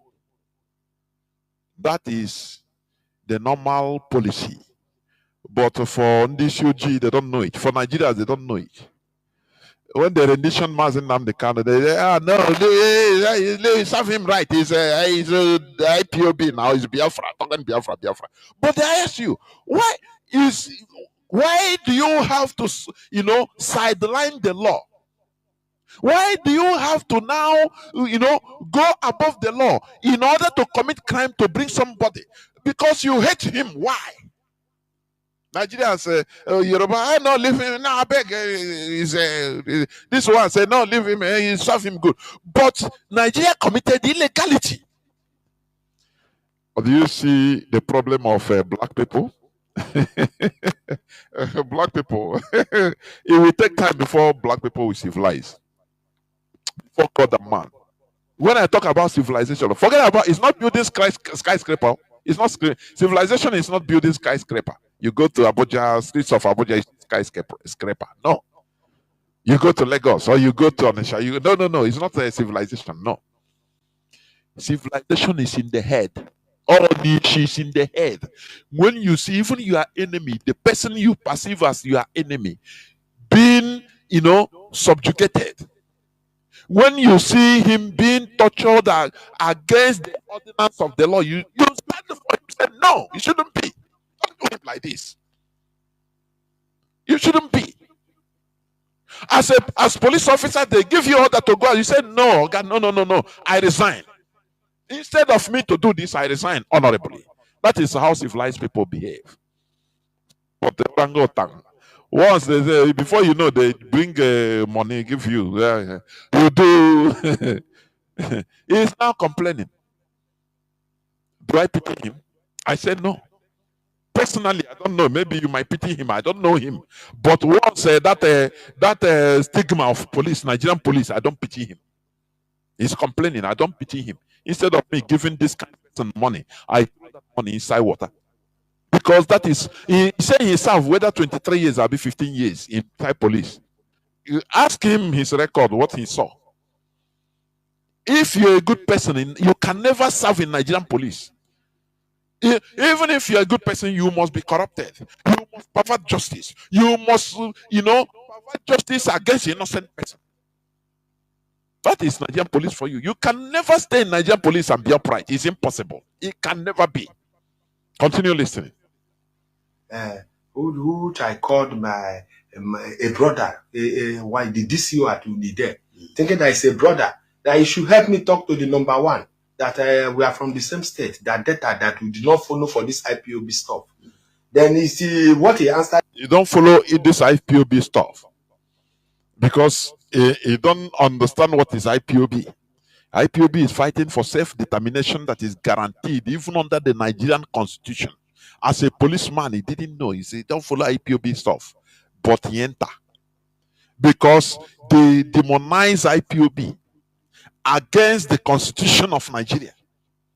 When we have been going to appeal, for IPOB, they've been blocking it. Because they know that they prescribe IPOB against the rule of Nigerian law, even against Nigerian constitution. These are the agents. Now he touch him. How I wish he is dead. That means that I have a bad luck, that I would have died yesterday than to be alive. It's better. To embark on Your fellow police officer was telling you this. Yes, I should have died so that I will go and rest than to be alive to embark on this journey that I'm going to embark. Then finally you went to Oka. Finally, I was taken to Oka. Then they tried all their best, all their investigation that they did. But who was your IPO? My IPO said that his name is Inspector Chibo, that he is the most wicked IPO in Anambra State. He told you this? Yes, that he dismissed 4 policemen last 2 years, and they're in Amobia prison yard. That I should be warming up to join my counterpart at Amobia prison yard.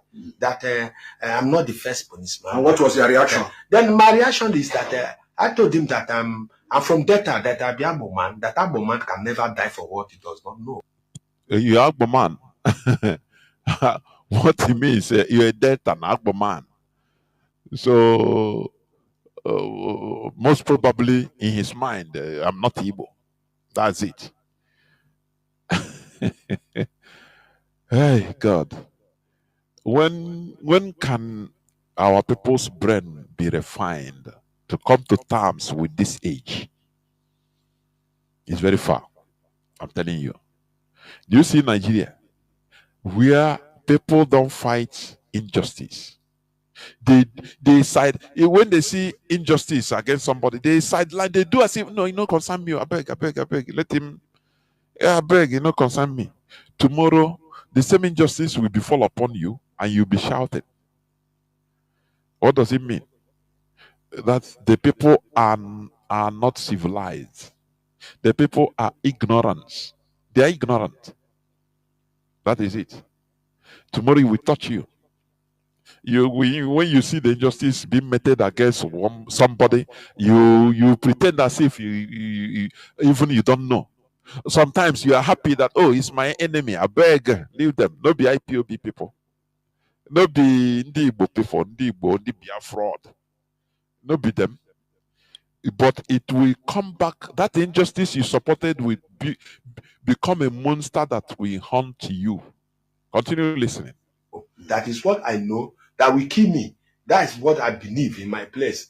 That I don't know anything. I'm just an unfortunate victim of circumstances. Then finally, on the room trial was conducted by police. There was no evidence to prove the allegation leveled against me. How many days almost did you spend at Stacey ID Oka? Finally, I spent 11 months and 3 weeks. 11 months and 3 weeks. Yes, which the DC that was releasing me was telling me that he's not the one that hold me, that he's just 2 weeks old in Anambra State. That, but he have seen my case file and see that I committed nothing. That he said that I deserve not to be in the cell.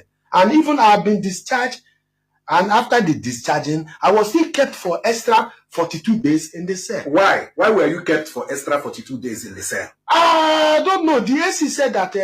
You don't know because Nigerian government, they don't obey court judgment. When it happened to Mazi Nnamdi Kanu, no be him the fight for Biafra. It's good, let him be there. Waiting concern me. Court to release him. They said no. Now it happened to you. And as you are hearing my voice as a Nigerian, as you don't rise up, it will happen to you one day. Court will say something and the Nigerian police will return you. Ordinary arms of the government, just even arm of the law, of the court even. It's just simple, tiny. Nigerian police, normally the police is, their job is arrest this person, bring him to me, finish. Your hand is off. Finish. Now the person will be prosecuted. If he commits a crime, if it's proven, he go to jail. The police doesn't know again. But Nigerian even himself, I think he was inside police jail, inside police cell. In Nigeria is a place, is a no country. You see, Nigeria is a no country. Somebody will be in cell Police cell for 1 month, 2 months, 1 year, more than. Hey, Chineke, I don't know. Taishi Batakwana, this one chance.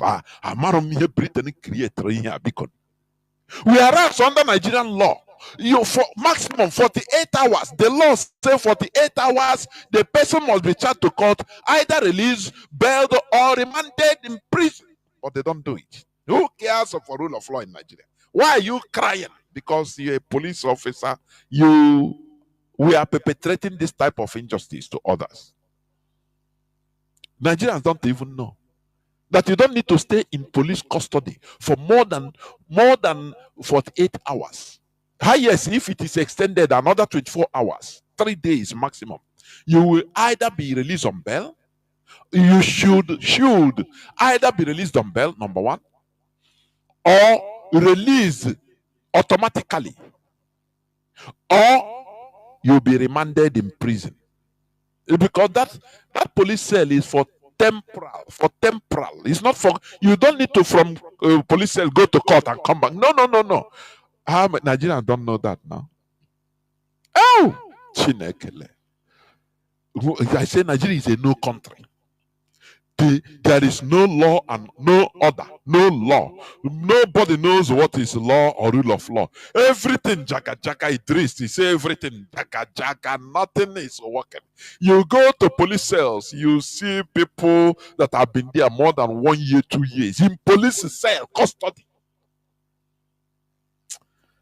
If Nigeria comes, I say, sorry, if Biafra is restored, there are things you will see that will be revealed. People will want to even go on suicide mission. I'm telling you honestly. Nigeria is a no country. It is the right of every citizen. It doesn't matter whatever you commit. You don't need to stay in police custody up to more than 3-4 days, highest. Either you is the law said it, you must be released, number one. If the police find out that, oh, they made mistake, or you have no question to answer, they release you. Or you say, okay, you have to answer question, but you go on bail. Now from outside you go to court. That is number two. Or okay, if there is a more investigation to be done, now you should be taken to the prosecutor first. From there, the prosecutor will pronounce and write, okay, be remanded. That is through the court. Now the court, your file will be there. Will be remanded to the prison. Prison is different from police cell. Police cell is temporal. Now prison is where you can stay. Now you can say it depends on the crime or the allegation. You'll be going to court until you are either free or found guilty. Now you continue serving until you finish, you go your way. That is how it works. But Nigeria is a zoological animal kingdom, animal jungle. Nothing is working. Nothing. You know, I used to say it that if Nigeria continues existing for another 50, 60 years, they will breed out another form of Homo sapien that is different from the mainstream human being. I'm telling you honestly. He can never leave me to go, even though I was discharged and acquitted, that I will rot here. I will die here. That made me to contact one pastor Nyeka at Nnewi. I wrote a prayer request while I was in the cell. Okay, the being released. Do you see the reason why the church is flourishing? Do you see that?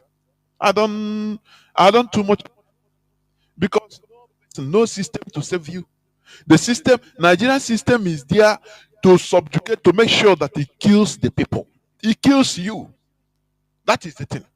That is why Nigeria is meant. It is for the entertainment of Britain. When they look at things that are going on, they laugh. It's just like a zoo. The zoological republic that is there entertaining the creators. Just like when you go to a zoo, you visit a zoo on weekend, you see how chimpanzees, how hyenas are going around doing their thing. And it's fun to you. You want to just a recreation to your eye. That is how Britain is viewing Nigeria. because there is no law, there is no order. They don't respect order there. Nothing. You will see a court will give order, and the ordinary policeman, or I say ordinary policeman that is nothing, that has no legal right, we say no, you will die here, I will keep you here. What is what is the fate of the population? What is the fate of the citizens, please? So prayed for you? Yes, he prayed for me and asked me to embark on fasting, 7 days fasting, which on the 6th day, God answered the prayer. Then the AC that, which on the 6th day, God answered the prayer. Then the AC that vowed never to release me was transferred, and the DC was equally transferred. New AC, new DC arrived in Oka, which their second week in office, the DC stepped into my matter. My case file came to his table, and he found out that I committed nothing, that they are just unlawfully detained. And that you have been discharged. And I've been discharged. Why am I still in the cell? Where was the fire found? Because you told us that the fire was found at the dustbin. Yes, at the dustbin inside the AC office that packed away from that office. The former AC there? Yes. My file was not with other file. They throw his file. Maybe himself that is talking. Maybe he has served as IPO. He have thrown people's file. I say I don't pity. I say, you see, as a Nigerian police military, I look at you as that is I don't pity you, in short. Anything that happens to you, because you target innocent, harmless people, because you have power, you have gun, and you target them, you subjugate them, you dehumanize them. And when it comes to you, you start crying. Okay. Because he vowed that I will rot it. They no longer call my name in the cell parades. I was just there, just as I'm talking now, infection, 2 of my leg is rotting, smearing. That's it. That's Nigeria for you. Nigeria happened to him. Nigeria happened to him. And he's lucky he never died. Our brother, which they are the same under order, they receive order from above. Somebody that is a civil rights activist, they arrested him, even in a commando style. Maybe they will, if not for shouting people's outrage, they should have killed him. People like him are giving order. Go do this. Can this man swear that he have not perverted justice of innocent people? Can he swear that he never keep people in detention and they are less, even they die? Himself is talking of his leg rotten. My surprise, my greatest surprise, is to come out, instead of to meet 12 months salary, I met but 1 month salary. The very month I was arrested. And they said that my DPO counted 21 days I sent from duty. And he sent it in order for them to block my salary. And he said that he want to remove his hand and remove his head from this matter. Maybe thinking, having it in mind. So finally, when you were released and when you returned, you met only 1 month salary instead of 12 months. Yes, up to now, they haven't paid me. This is almost 20 months. I haven't been paid. Look at how I up to now. Up to now. After you have been released. Yes, up to now. I'm very sick now.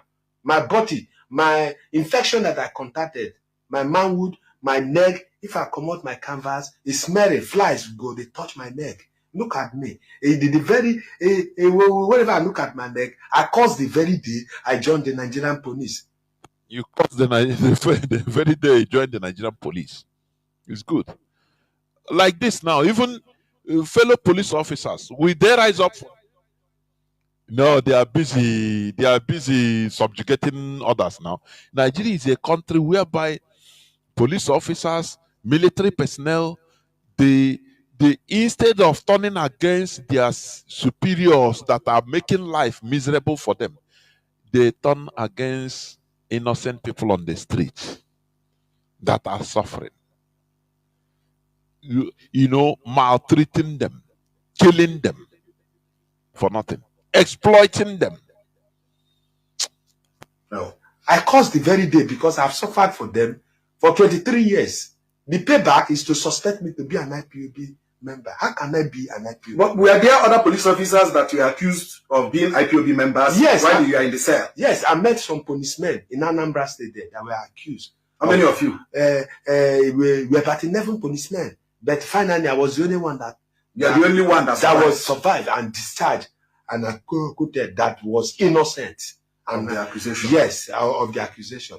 Have you written to maybe the Commissioner of Police, Imo State, or any other police hierarchy about your salary that is yet to come?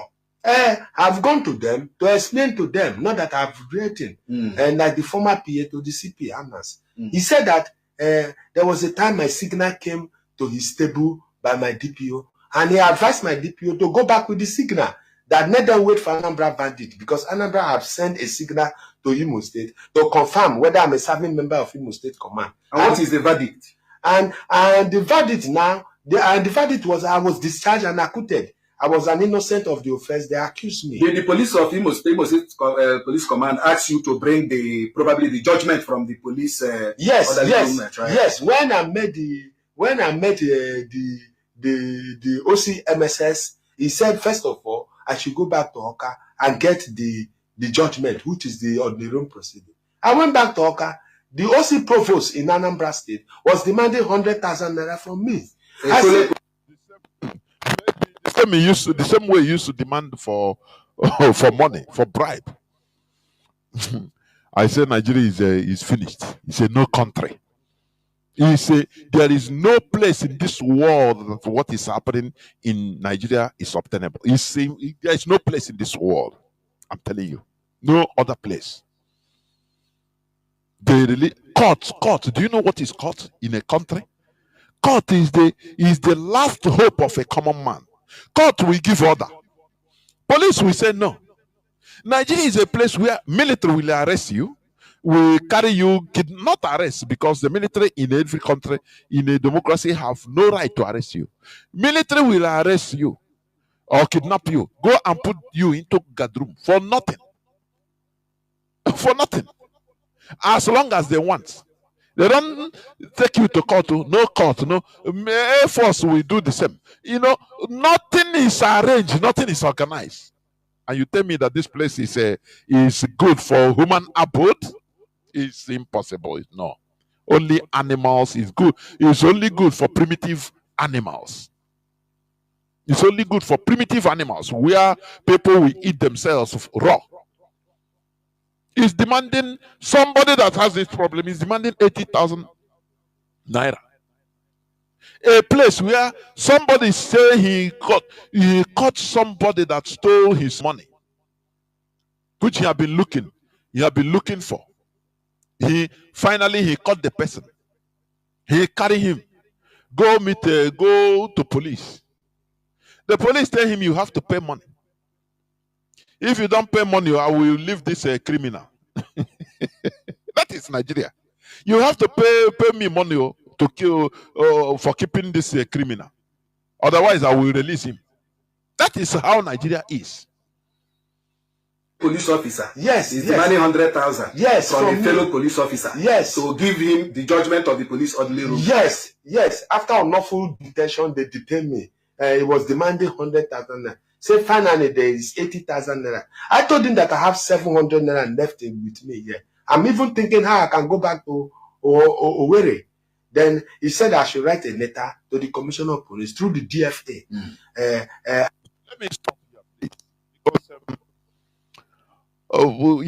when you think that you've had it all about Nigeria, other things will come and you say, my God, how can this kind of thing be happening in a country?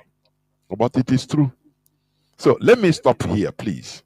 I will go into a few minutes break so that when I come back, I will open the lines so that people will start calling in. Please do not go away. I'll be right back. Next time when you hear of DSS and under a leadership like mine, who has swag in doing the job, don't underrate us. So when you live here, you can see me, you get your Canadians. We wanted you to be here, so you couldn't have been in Vancouver. Speaking seriously about the practical approach to mobilizing to curb insecurity. I'll share experience with you when I was state director in Bauchi. Most of you will remember an incident in Azari. A group of terrorists, the Boko Haram, then had invaded Azari. They were shooting in an attempt to kidnap, and the community chased them. They killed some members of the community, but the community members killed all of them. The last guy, Khalid, climbed onto a tree and was firing. The community stood, they were resilient, and they killed Khalid. Since that day, there has not been one terrorist attack in Azari. As a matter of fact, the former head of state, General Ibrahim Badamasi Babangida, said, and I quote, "If we want to stop or curb this terrorism, we shall emulate the Azari example." Tafa Balewa also happened to be a local government in Bauchi that was always in flames. And the people of Bogoro and some part of Tafa Balewa, where the Sayawas are, rose up on one occasion. They knew their terrain better, climbed onto trees and mountains. When the invaders came, they did not only repel them, they seized their weapons. And since then, you can attest to it that you hardly hear about Tafa Balewa again. What I'm trying to say, the practical approach to mobilizing people, is that you have to get everyone involved. You do not expect the Nigerian Army, police, DSS, to protect every Nigerian or every community. It is not going to work. In the US, if you visit someone in the house, you will be shocked that when the guy hears a police siren, he will just pull his drawer, bring out his gun and keep it. So one of my hosts did that, and I asked him, "Why are you putting gun here?" He said, "Well, if they are chasing someone and he enters my house, I'll shoot him first." And that is the layer we have to start thinking about. How can you create first line of defense?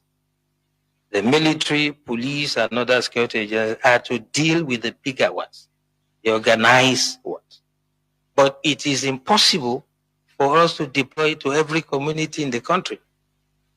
It is unimaginable that any security agencies that has the resources to do it. So as we live here, we all belong to one community or the other. What we have to start experimenting is how we can make the community to prepare first, if the first line of defense for us. General Wahab said it clearly. And for me, there are 3 takeaways from his lecture. By the way, the General and I were guest speaker at one program in our office, so I'm not surprised at his dexterity. He has developed some sort of expertise in what he does. But 3 things for me. He asked us a question. What is our own culture? Our culture is communal. We do things together. Festival together. Ceremonies together. Wedding ceremony, whatever. So why can't we fight some miscreants, some charlatans among us together? The community should say, "You cannot come here. This is what Tafa Balewa has done." If you go to that community to attack them, you'll be sorry for yourself. I challenge anybody to try it. And this is the way we have to do. We have to allow some level of armament for the communities, and they can serve as the first line of defense. Second takeaway from what the general said. All society approach is not the first time we are hearing. But what I'm saying, the way to do it is when we live here, those of us who have some influence, the elites in society, discuss with your communities, come to us, get some sort of approval and guidance, and then we can stop these criminals. You can imagine you call sector, let's say sector 4 or whatever, sector of the army, to come to this community if there's an attack. Before they even arrive there, they attack another community, what happens? This is what we should take away from here. And lastly, he said something very instructive. By the way, I like Osman. Knows who to give time. Have you seen him around here? He has advised himself. So don't run into trouble like the CDS. Okay, so last thing he said to us, which is quite important, is that we should not make this another talk show. And that's why this is my intervention. Welcome back. This is Radio Biafra House of Service coming to you through Radio Biafra London. My name remains Mazi Jonathan Chinedu from Malu province of Biafra London. We are here live and direct. Today is the 31st day of March 2025. Being Monday.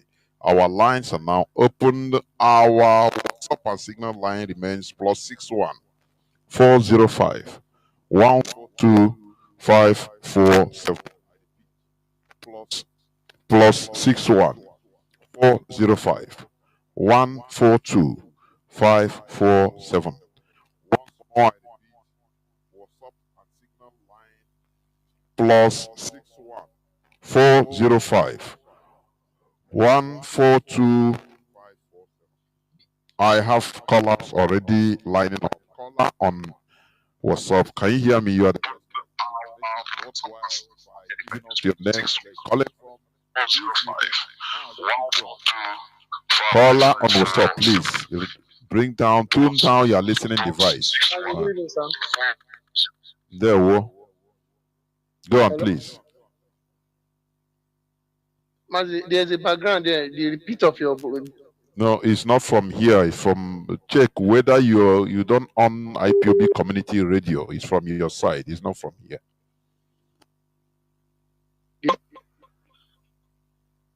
Hello, Mazi. Mazi, please go on. You are the first caller. Please go on, please. The voice is echoing 2 times. That's what I'm trying to let you know, sir. Whether you can check your this thing. No, it's not from here. I'm telling you, it's not from here. Maybe it's from your side. Unless you cut and call me back, please. Cut and call me back. Caller on Signal, please. Can you hear me? Call on Signal. Yeah, Mazi Jonathan, good evening. There, Mazi. I want to salute your energy, your courage to be working harder every day, to be, to be educating our people. The canon on it had be very difficult. So, Mazi, that police clip you play last, of course, you only waste your time because they don't deserve your airtime. But let me give you just 10 seconds story that has to do with that. Mazi Nnamdi Kanu said that brain of black men is the problem. Do you know that here in Canada where I live, I had a small business dispute with a man from Congo, and he threatened to arrest me with police. So I don't know the story he told the police. One Saturday morning they knocked on my door and I opened the door. police asked me, do you know this man? I say yes. They say, what is going on? But when I sorry, police say no, that this is beyond what they can handle, that they will advise us to go to court. So the guy now turn around and start begging me. I dragged him to court. So Mazi, all black men with that problem, all Nigerians say no. Let me go straight to the point of today. Mazi Nnamdi Kanu is a spirit, is a messiah. Only our brother make a platform here. Metusela. He always say that what will wake our people up will calamity. Now, since kidnapping Mazi, I completely agree. This calamity. I'm telling you. Oh, calamity.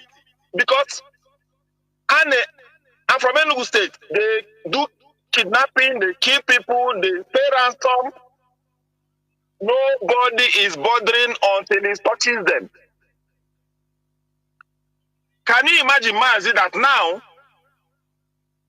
all the Edo bloggers are recycling Mazi Nnamdi Kanu's message on internet?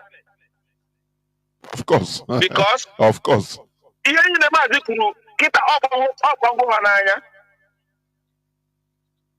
realize that Nnamdi Kanu has been saying the truth. And to be honest with you, I love what happened in Uromi. There's no apology about it. Because Fulanis has been killing people and nobody's saying anything. How can people travel more than 1,000 kilometers to go and do hunting? Before I wrote Jam Mazi, I used to travel between Enugu and Medugri to buy dry fish from the north. They have more wild animals than the south. So what are they doing hunting in the south? So Mazi, what I'm saying about what happened in Uromi, it has woken everybody up. I love it. You made a reference of when the southern governors had a meeting. Do you know that it's not just the north that we are dating? Even Britain got scared that the staff will wake up. So how they are winning their Willings Commission of 1957, So Mazi, I pray that the whole Nigerians, the whole indigenous people will wake up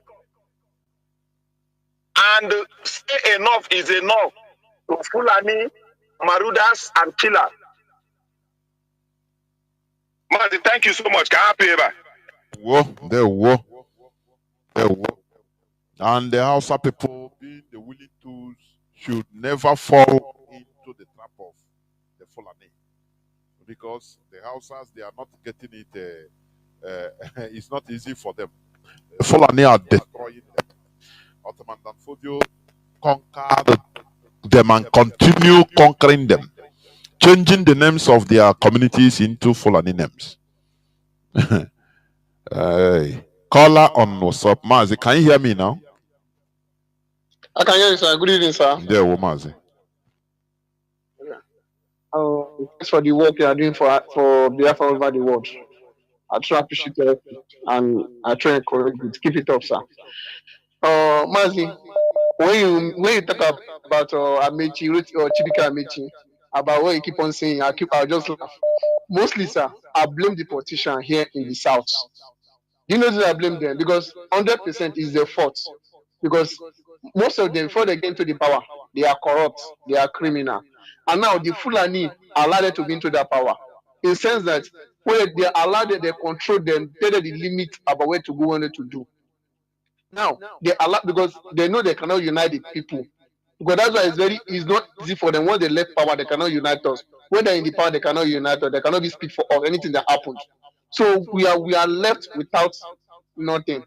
So that's mostly I blame them, especially when it comes to Chibike Amici, because they didn't do their work in a professional way when they're in power, because they allowed them to steal as in to loot the allocation they are giving to them for the states.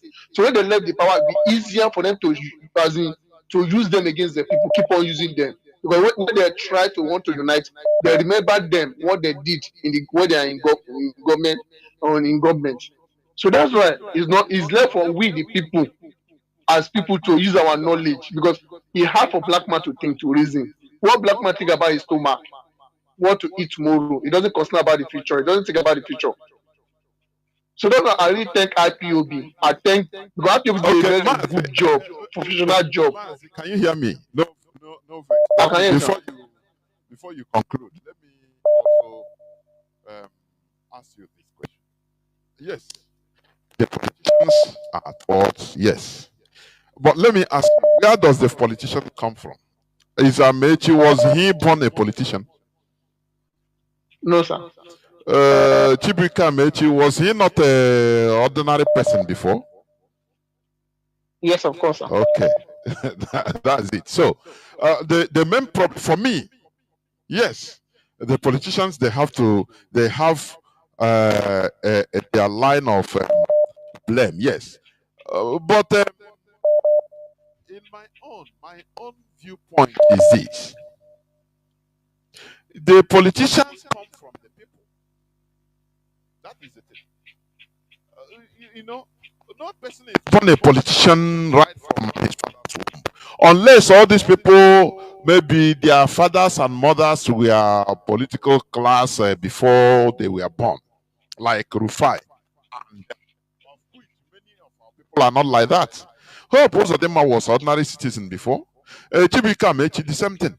But Mazi, I'm coming. Now, why I blame the population is this. That is the entirety of everybody.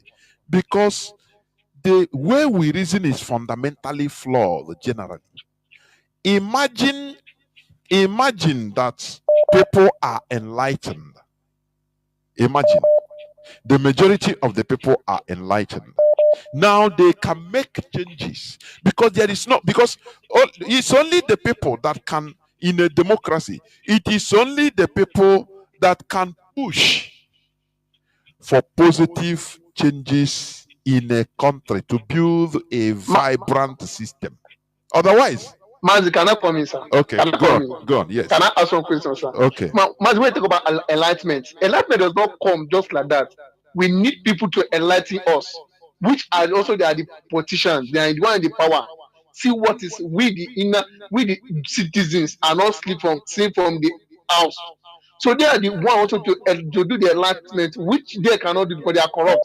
So there's a limit to their own, to what they can say, what they cannot say. So when you talk about enlightenment, if not for IPOB, sir, if not for IPOB, Mazi and Kalu, since you're speaking with you, Nigeria will be overrun by now. I won't lie to you. Okay, Because there's nobody to speak for. If not for IPOB and Mazi and Kalu, we'll be wrapping up by now. Except for ESN, the work of ESN in our forests, trust me. Okay. I'm not sure there'll be Igbo by now. Okay. I can promise you, I can show you that. Okay, let me also ask you and say this. Mazi Nnamdi Kanu you are talking, was he a politician? Not at all, sir. He was an ordinary person, isn't he? When you talk about enlightenment, but to the mindset, Mazi, he grew up in a social,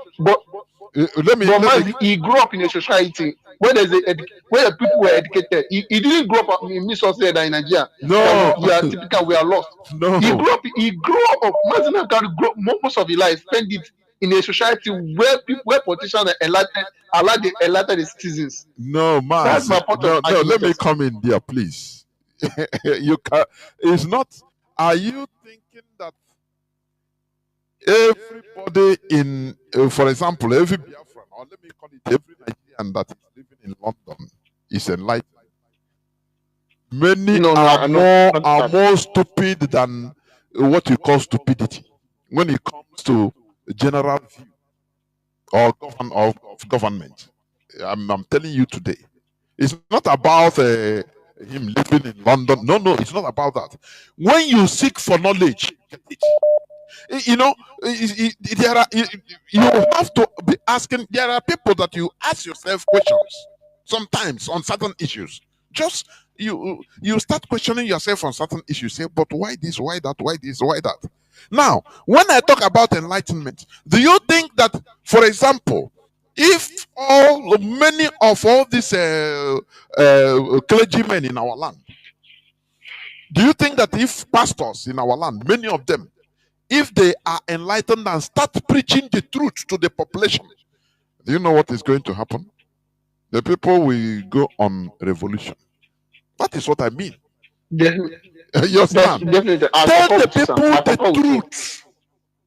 Tell the people what it is that about governance. Tell the people about the reality of life. That is it, and nothing more. And the people, you know, you will see people will be attracted to what you are saying. People will start asking themselves, stimulate, activate the brains of people to reality, to truth. It's just like when you know, in a sand, a sand. In a sand like this, you mix it up with iron filings. You know, you can never pick iron filings with hand from the sand. It's impossible because they are tiny like sand. But once you carry a magnet and lower it to that sand, the iron filings will just automatically, they will be attracted to the magnet. So what is there is this: when you see people speaking the truth, there will be, because there are people, let me tell you, there are people that are naturally, the way they grew, sometimes they query something, like I myself, they query some things. But you know, you don't know, you don't have answer to some certain things, but you are questioning. Now, when you see somebody, when you hear somebody that is giving hints to all those things, it draws you nearer. You start, hey, nah, this is what I've been. You understand? Radio Biafra 2012. It was my brother that called me and draw attention. When Mazi Nnamdi Kanu was coming, I think once a week, he called me and said, one name, bro, this is the type of thing you like. Listen to this. He gave me the link. I said, no, what is it? He said, no, I will not tell you. But this is, because this is your line of thinking. Please listen. I'm telling you honestly. So there are people that are craving for wanting, or truth on life, on certain things, but they don't know how, and now, so I know maybe they don't know, they don't have the capacity or the capability or to get answers in a way. But once they hear that voice that is touching on things they have been asking, it's just like that magnet. You see the iron filings will draw up. Automatically they will magnet. And that is that. So when you can never develop a people, or you can never civilize a people. You give them, you allow them to civilize themselves, to develop themselves. How? Through these teachings we are teaching. Through, when people hear it, they say, it doesn't matter the voice you are using. The bottom line is, now what these people are saying, is truth. I have thought about it. That is what clarifies, what approves everything. Nothing more. Now, it doesn't matter the voice of this man, how he's insulting, but no matter how pungent he is sounding, but what he's saying is truth. That is it. So you see, people now will start changing mentalities, because Nigeria is a place you can never change anything as an individual. You enter there, the system will turn you into a quagmire. It's normal, it's not sure, you cannot change it. But when the changes start from the people, don't you see revolution and SARS protests? How Nigerian politicians ran away, military ran away. If not that they injected tribalism, the same tribalism, into the people, to confuse the people, to cause disorder to the people. Before God and man, by now, Nigeria would have been into pieces, and everybody, people would have been going around building their own nations, but they divided the people, the population. So when you enlighten the population, there are these people that will be hearing and saying, it's just like pumping bolombolo, pumping balloon. A time will come, it will full and it will explode. That is it. Mazi, I don't know whether you have anything to say. Mazi, I won't lie to you, I have a lot to say, but let me just conclude by saying that. So I have a very lot to say. But because I want to ain't go now, but I know. As I free. I've met some of my boys that try to introduce Radio Biafra for them. The one I introduce Radio Biafra, they say the Radio Biafra is just good. They are just good in their business. Talking to they don't even know how to. And I say it's not a place that I wanted to talk something that suits your mind. It's a place for you to just have patience, calm down, listen and learn, so that you can unite all of us together, have a mindset, so that because with unit all of us can stand still. We can able to talk to each other and do what pleases us. That's what advantage that Fulani are using, the Hausas are using, the Yorubas are using. Because anywhere I go to, anywhere I go to, I see Igbo man develop that place. The question I ask them, I thought say these are the reasons why most of you don't want Biafra to come. Because your investments are outside Igbo land. And there is no way people like you be praying for Biafra to come, because you'll be thinking that once Biafra come, your investment is lost. Because I say where your treasure is where your man is going to be. So that's what I say. Like Mazi Chinas has said, Umoru said, he said, leaving Biafra land is not the problem, but returning back home is the issue. So that's what I can say, yes, sir. Once again, please, Chief, help me to relating to you about please. the donation. Don't worry. I said I want to join some group. I want to join some group also. It's you that inbox me on Messenger. Is it you? Yeah, I'm bossing on the Messenger. If you check this my number now, you see it among the auditing. Okay. I put 2 number there, 2 number there. I put 2 number there, so I'm the one. So put the number you want on the Messenger. If I finish, I will put you or join you, please. Okay. But thank you, concerning the donation, we on it. There we. Okay. May Chico God bless you and your household and all people over the world. There we. Thank you very much, sir. Thank you. There we must continue. This fear of losing our properties when Biafra comes is unfounded, please. Why don't people that are living in Cameroon fear of losing their investment? Why? Why? They are in another separate country. They need I think, resident permit. Because they are not Cameroonians, are they? What are people in Biafrans in Niger? Even Niger, that is a Hausa land, even. Once Biafra come, your property in Kanu is even more secured, more than you are in Nigeria. Your market, I mean, your shop in the market in Sokoto is more secured, because it will be now national thing or international thing. But being in Nigeria, every time they burn your goods. Today, you are in Kanu. You are hiding. You don't talk loud in your house in Kanu because you are afraid. Because you are a Nigerian. Are you hearing me? Our people in Ghana, they are not afraid. Because anything that happens, even internationally, it will go wide that they are persecuting Nigerians there in Ghana. Do you see the difference? So if Biafra comes, everything will be, regulated amicably. You don't need to fear about your property. Only once you have the documents, it becomes a Biafra issue. No person will make you, lose your property. It's impossible. These are unfounded fears which they use to confuse or to deceive people that are ignorant. Caller on. Mazi, I can hear you.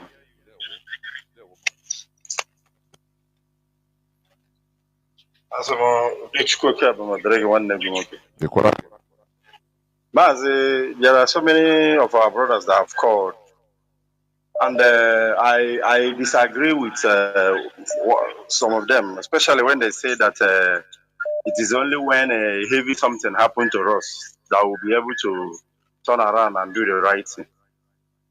You know why? I've looked at our people in several ways. Even there was one time a GO of a church talked about the Biafran war. You know that he made a comment that even if that war was fought up to his flex, that he would never participate. But he forgot that why the war did not kill him, there was people that put themselves in the line. Why won't he participate now? What did he say that is the cause he won't participate? That the war is not his own as a Christian, that he's not supposed to go and fight, that you're supposed to follow peace. You know, those they are rhetoric. Mazi, do you see Mazi? And he's talking in the presence of thousands, if not millions of people. Millions. Okay. Millions. Okay. And people will say religion is not our problem. Do you see those people he's talking to? Many of them are listening to him. When you talk about Biafra, so they say, no, I beg, I pray, we are people of peace. Do you see when we are telling people, rise up, do something, and tomorrow they will go church, their church God or God of man will tell them, no, don't do, just relax. Who do you think they will respect? They will believe they are man of God that prays for them every day. Do you see where if we talk East, talk West, we must mention that religion? But some people overlook it and hey, we do only na say no, using religion. Say pinyoya, no, don't do. How will you achieve your aim? Mazi, please go on. Mazi, have you not asked ourselves that why is the religious body not supporting what IPOB is doing? Even if you don't support it through IPOB, say the same. Even when to make reference to what we have been saying, they don't participate. You know, before now they said that we don't call Jesus. They said we don't pray. So our people are like, Mirinshi. There is no way or there is nothing you can think that will. Our people are just looking for any excuse, anything they can lay hand on to do that thing that is in their mind. Nothing more. Nothing more. Just look at the present happening now. Look at how even the comments you can get from the social media. Our people are not guided. Our people are not tactical in their reasoning, their approach. And the cost of all this is that they neglect politics. They neglect, togetherness. You must have people you look up to, even when you don't know. You should have body, which we watch, which direction are they going to. Even I do draw my knowledge from the Yorubas, just like when they were doing this their last election.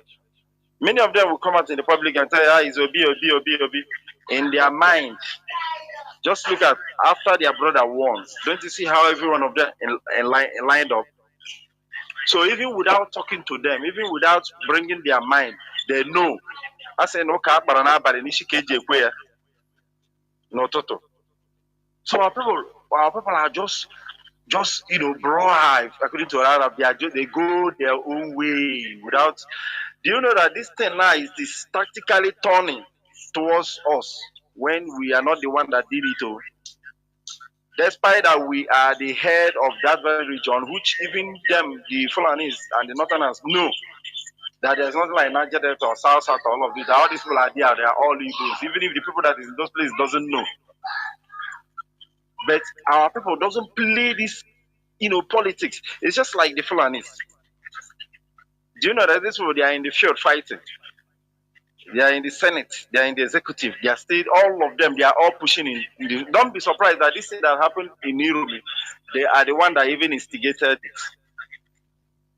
You understand? I think Yoruba is claiming Benin also, that Benin is Yoruba. Why they have denied themselves. Why don't they claim that, it's their people that did it? No, if you go to their this thing now, they have been saying that we are the same ancestors with these people. But when it comes to grab the profit that in those places, they claim them. These are sophisticated politics that even the greatest war in this life is being fought in the brain. Because even the bomb you need to drop, you need to know the strategic places where it will weaken your enemies to drop them. Our people are not inclined with sophisticated thinking. They are just, preoccupied with I'm a raya, I'm a butai, and those things doesn't do anything. You will only grow with it and perish with it. If he says a lie, where is he go? Where's he go with his money? Where is People's Club with all of the whole noise? It's just like what you said in your program, that this whole organization we do form all over the world, how have they been able to bring themselves together with a purpose? No, they are preoccupied. There's a Libo na Belgium, na this very place. And now you have said it. Many of them in those organizations, they will hear it. But the ability to go about bringing them to reality, they just shut it down. When will we wake up from this great slumber? There is danger. I'm telling you, just as the last caller said, if it's not because of Mazi and the Kanu IPO is doing, we would have been forgotten. This planning, I dread them a lot, because if you watch their actions and what they are doing, these people are sophisticated in every way. Look at what they want to do with the outside now. And this thing, I will tell the outside, this is they are trying to shut down any opportunity they will have in order to salvage their situation. The same people that have killed you, sacked you from your villages, they are trying to make sure that you are never in line with other groups in the south to elevate yourself from your problem. If you venture move and going in the same line to go and attack anybody and not standing out to condemn them in what they are doing, after all, they are evil. What they have perpetrated all over the country, that is making people attack anybody anywhere in the country. People telling you, last time they said they are fishermen fishing in the bush. The same time they said they are hunters. I'm telling everybody to wake up, because especially the Igbo people, you will come out and be telling your fellow Igbo man that go and listen to Radio Biafra. This is what is happening. If you hear him talk, you even want to give up. So sort of easy people that will come and have time for. Let anything that wants to happen, happen. I'm telling you that anything that happens is on our own advantage. We have already established this very movement. There are millions. I'm telling you that great things have been achieved by few, not many. So those that wants to do the needful, which is the actualization of this very sovereign state of Biafra, where we will have our freedom to work in our great potential to achieve greater things for ourselves and our children, we will do the needful. And at the end, Biafra will definitely come. I'm telling them to release Mazi and the Kanu. You cannot jail or go and do what is wrong in order to get right. There is no evil way to get right, and there is no right way to do good, do bad. So they are the one that is criminal. They went and killed people in his place, 28%. In order to kill him, he ran away. You are now left to that very case. You are now jumping to terrorism, which is the same act you went to perpetrate in Kenya by kidnapping him, not following the global practice, by going to court. And you come now, you want to come and judge him. You are just playing around the bush, because Mazi and Kanu is a political prisoner, and is a free man, because the Court of Appeal have said it, discharged and acquitted. And that is where this very leadership stands. I said, everyone that is listening. Thank you so much. There were Mazi Chinedu Udodrege. There were namesake. Mazi Onyemuche, can you hear me, please? Go on. Yes, sir. Yes, sir. Yes, sir. I can hear you. Good evening, sir. There were Can you hear me, sir? The whole world is hearing you. Okay. Thank you so much, Mazi. Mazi, I will be brief, because one of our patron here in Iwacha, though I'm in Nimba right now.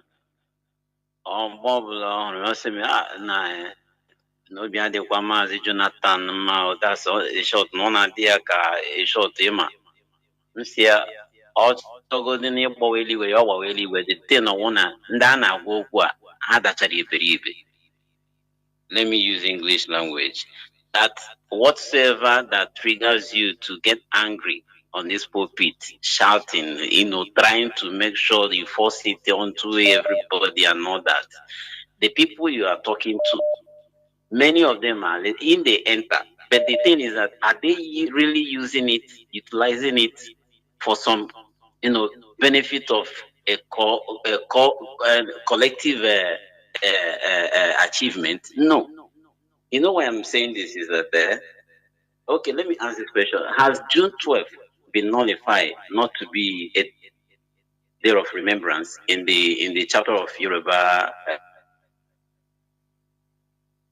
Of course not. What's his man's name? Of course not. It has not. MKO Abiola. Fine. Now, do you know that 3 months ago, was it 3 months or 2 months later? 2 months. It's not too long that you and Mazi, and he was trying to give us the information about this upcoming 30th May sit-at-home, that this one is going to be not to be compared. And he made an establishment and was appealing, telling the institutions like this WAEC and all that not to take that day as a yardstick of bringing mathematics or English or whatever. Do you understand? Now, the same people still take it up on their own to make sure that English language is being written in one of those days, that particular day. Now, the question is this: is there any reason that would make the Igbo leaders or the Johanese or the Easterners acknowledge that these people messing up, talking like they are fools who have no jobs?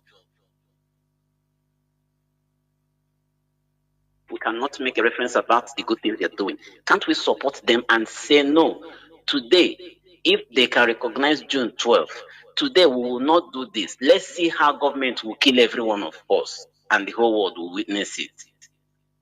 You know why I'm saying this is that when you talk about these people who are in abroad, emeritus them, those people don't have sense, as in their own is just ordinary impossible. I will get all of them, mortar. I will just put them inside mortar, use piston, pound them well, because these guys are useless. They don't have any good thought for us down here.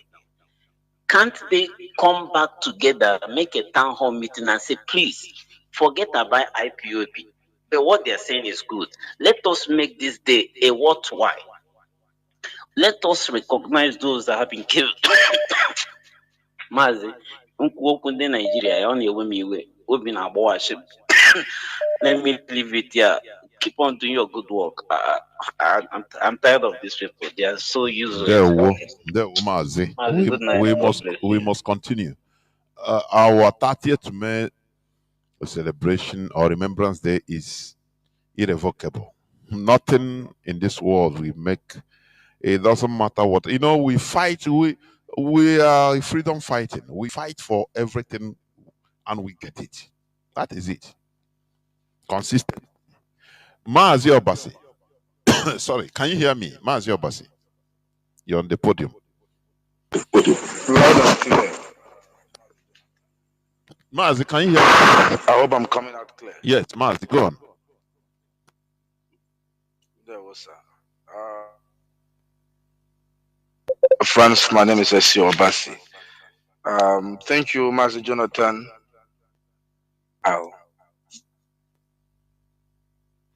Mazi, this thing is cutting. Why? Is cutting? It's cutting. Yes, go on now. Let me see. Hope you are not using any gadget. All right, please. sir.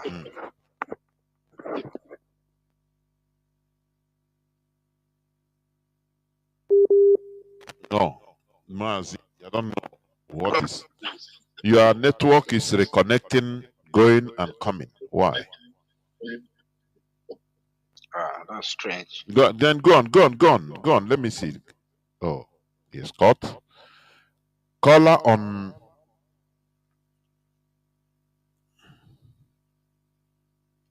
Let me see. Let me pick Mazi Obasi again, please. Other callers, hold on. Mazi Obasi, please go on. Thank you, sir. And thank you very much once again. I hope this time around It's coming better, clear. it's better, yes. There was, sir. Still speaking on the Edo issue. I really think that, in my own little opinion, I think that the issue should not be about whether Edo is Igbo or not, and as such that Igbo people must not be attacked or targeted. I think the whole point is, are we saying that if this had happened in Imo State or Enugu or Anambra, the license anybody to goes anywhere they are? Because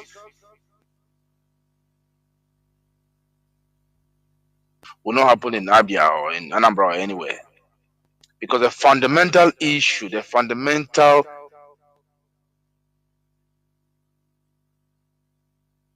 Mazi, I don't know what is happening. Mazi, your voice is not flowing as it's supposed to.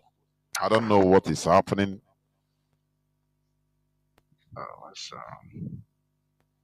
I don't know whether it is network connectivity problem. I don't know. If you go, you go and continue. Let's see. Continue. Let's see. Should I call back for the last time? No, continue. Maybe you move around sir. where you are. I don't know. Go on. Let me adjust from where I am. Yes. Just go on. Other people are waiting. Okay, sir. So my point is that the basic cause of this issue lies in the inability of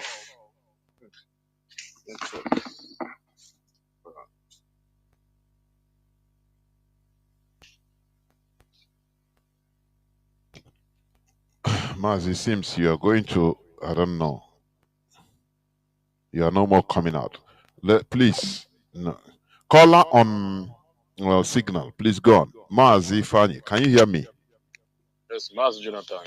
There we Mazi. Mazi, let me tell our people that we are not looking back and we are not going back. I want to use this opportunity to tell our people living in the north that our leader have told them several times. And this time around, they must defend themselves.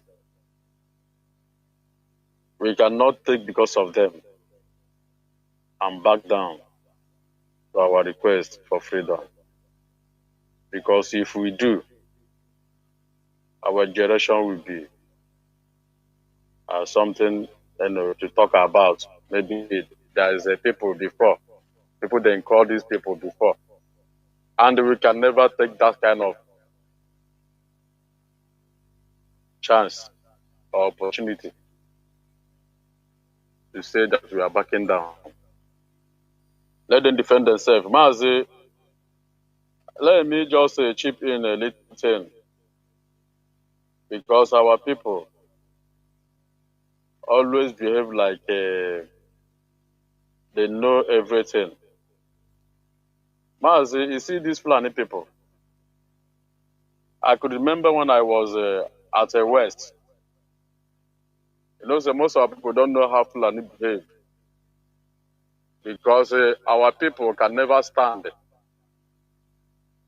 and endure what these people determined to do. What am I saying, Mazi? Our people can never stand like this. Then we use that blala. And they hit you before you then give you a wife to marry. That's their culture. And that is why you see them trying to take over another person's land with all the stress and the endurance. That is why you see Fulani going everywhere They refused to settle down when they offered them a place at in Niger State. And that is why everything is happening. Mazi, you see, our people sometimes they think that they are wise. Our neighboring brothers, like people that call themselves Niger Delta and South South, people don't know whether you are South South or you are Niger Delta or you are Niger Delta. They know you as Igbo, Nyamiri. Because whatever that happens, Igbo man, they know the right time for face. Say this person na Igbo. They count us as a one. But if we come to politics, then we bring their division. Mas, when they kill our sister at Abuja, just simple that the woman was preaching, then kill our sister. None of our governors make this finished statement when northern governors are making today. Anything they go say northern governors, then go write statement.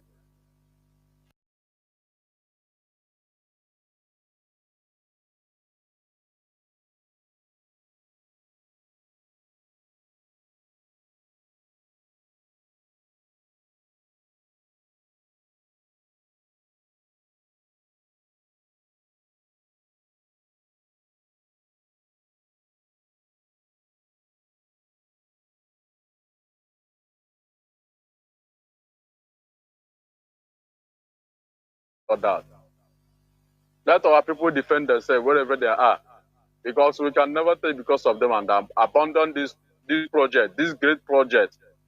We can never take any single chance because of them at North and abandon this project. Otherwise, our race are finished. Defend yourself wherever you are. If they come also you too. Because we can never take because of we love life. We love everything good. And we take shit from these people. And if people want to take shit from them at North there, you the shit. In short, we have already put you people as a sacrifice. Because it's not today that we start telling you people. If you have to do something or through property at North, bring one down. Bring your family down. If you say no, only you just remain there as a man. You can know how to save yourself. But our people don't have ear.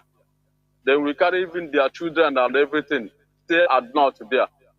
And when it will happen, then we want us to be pity and be sorry for them. I can never be sorry for you when it happened to you because this struggle, if Biafra can never come, it's better that we are not alive. It's better that we are not alive. And nothing will make us to go back. Mazi, we are not going back. If they like, make them just shout from today and tomorrow that their people was killed at Edo. It can shake us. We can never move. If they like, make them cry blood. Our people were then killed at Anambra. That woman then slaughtered the woman. It's during that not time. We see how Fulani raped the woman and the pieces that woman. Northern governors, are they not seeing it? At Nsuka, when they rape a woman, it become a conscious. Are they not seeing them? In fact, Mazi, we don't need to answer these people. Our focus is Biafra. There war. And the Biafra we must get. Of course. Whether they like it or not, Mazi. There war. Thank you very much. Caller on WhatsApp, can you hear me? Mazi Chidubem, I think. Yes, Mazi. There war. Yes, I can hear you. Yes, Udodrigi, Mazi Jonathan, ezigbo nwa Chineke. Ka Chukwu, ndị chie, ndị mbụ, ndị elu, ndị mmiri na ndị ala dịrị gị. according to Mazi, I want to make some analysis with regards to what you just said today. But before I delve into those discussions, I have to also make it clear to our people that religion is the opium of the masses. If you want to know what opium means, go and study the opium war in China. In fact, religion is even more worse than opium. Because what religion has done to our people in the East, we Biafrans, is the reason why most of our people today are worse than stupid. And anybody who is telling you that religion is not our problem, look deep into that person. You will realize that that person is benefiting from that religion. Mazi, when Nnamdi Kanu was kidnapped in Kenya, it was a bishop, an Anglican bishop, who raised a false narrative that Nnamdi Kanu went to look for one of a prostitute, a woman or whatever in Brazil, and he was arrested there. A bishop. The reason why religious leaders had problems with Nnamdi Kanu was simply because Onyendu was telling the people the truth. Mazi, since I started my ordinary full practice years back, I now realize why people like Soludo is fighting to eradicate Ordinary Igbo. The only place where you can get it is in Ordinary and Omenala Igbo. That is why our ancestors did it. Because our people, they cannot jeopardize the truth. An average Igbo man will speak the truth, and then the consequences. If you look at Nnamdi Kanu, you will realize that Nnamdi Kanu is the definition of who a true Igbo man is. A man who stands for the truth, who defends the truth, and will only stand even if it will take his life. On that note, he structured IPOB and made this conception one of our greatest pillars, that we must always stand and speak the truth, even if it will take our lives. That is what Onyendu is practicing today. Onyendu Mazi Nnamdi Kanu is the mirror of who a true Igbo man is. My advice is going down to the Hausa community, because the Hausa community, they are the worst persecuted right from 1804. The Fulanese has obliterated the Hausa people, their civilization, their level, their exposure, their tradition, their culture, and every fiber of ethics that has been very sophisticated in the past. The Fulanese have eradicated them. Onyendu Mazi Nnamdi Kanu has preached this gospel, and it has gotten to the northern people, especially those, the Hausas and other tribes. They are now standing against the Fulanese. The Fulanese now are trying to use this issue of Uromi 16, calling terrorists Hausa hunters. An average Hausa man is a very decent man. He's a farmer. He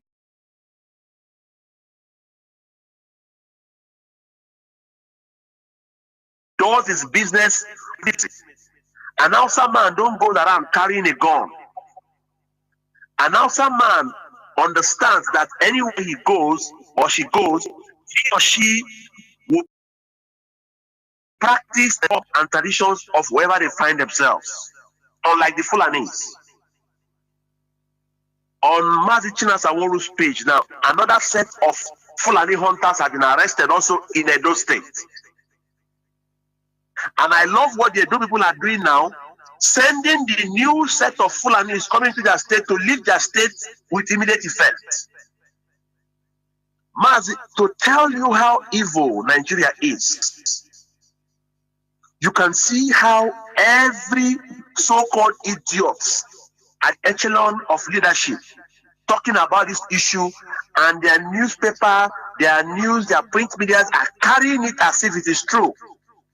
If not for what IPOB is doing, may the gods of our land continue to bless Nnamdi Kanu for giving us Radio Biafra at a time like this. Upon this Radio Biafra, we are debunking every lies of the zoo. And people are beginning to listen to Radio Biafra where they can get the truth unfiltered. Our news here is not censored. We scrutinize, we dissect, we even talk about it against ourselves. We speak the truth unabatedly. Hausa people must not fall for these jingles that the Fulanis are playing. Let them leave them to us. The Igbo man knows the tablets of a Fulani man. As they are coming into the land of Biafra, just the same way the gods of our land destroyed them right from Benue, the foot of Benue, down to the land of Biafra. This time around, the Eastern Security Network will swallow them. Anything carrying screwdriver, knife, penknife in our bushes is a bushmeat. Our job as a people is to support Eastern Security Network. Let them come down to our land. In our land, there are Fulani. Let them bring all the Al-Shabaab. They will die in the land of Biafra. And I'm telling my IPOB brothers, anywhere you are outside the shores of the zoo, any attempt on an Igbo man's life in Nigeria, attack the Fulani man close to you. Attack him. We must give them this. Mazi, this is not 1967 to 1970.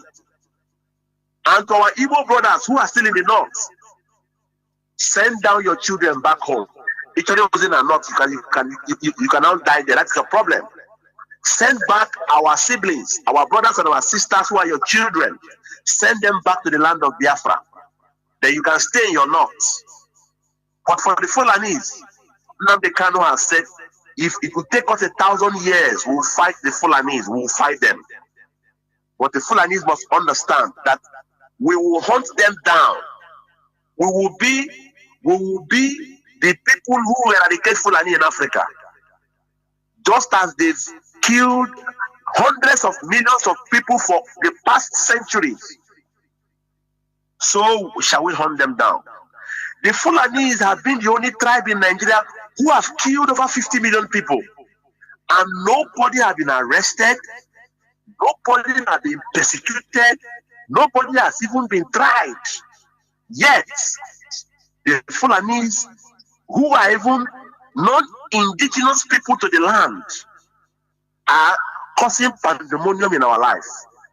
The Akaloka was beheaded in the north. Nothing happened. Nobody was arrested.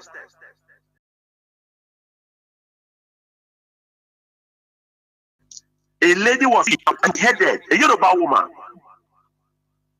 Deborah Samuel, a student in Sokoto, she was lynched to death. Even the videos were who came out with the matches bragging about it.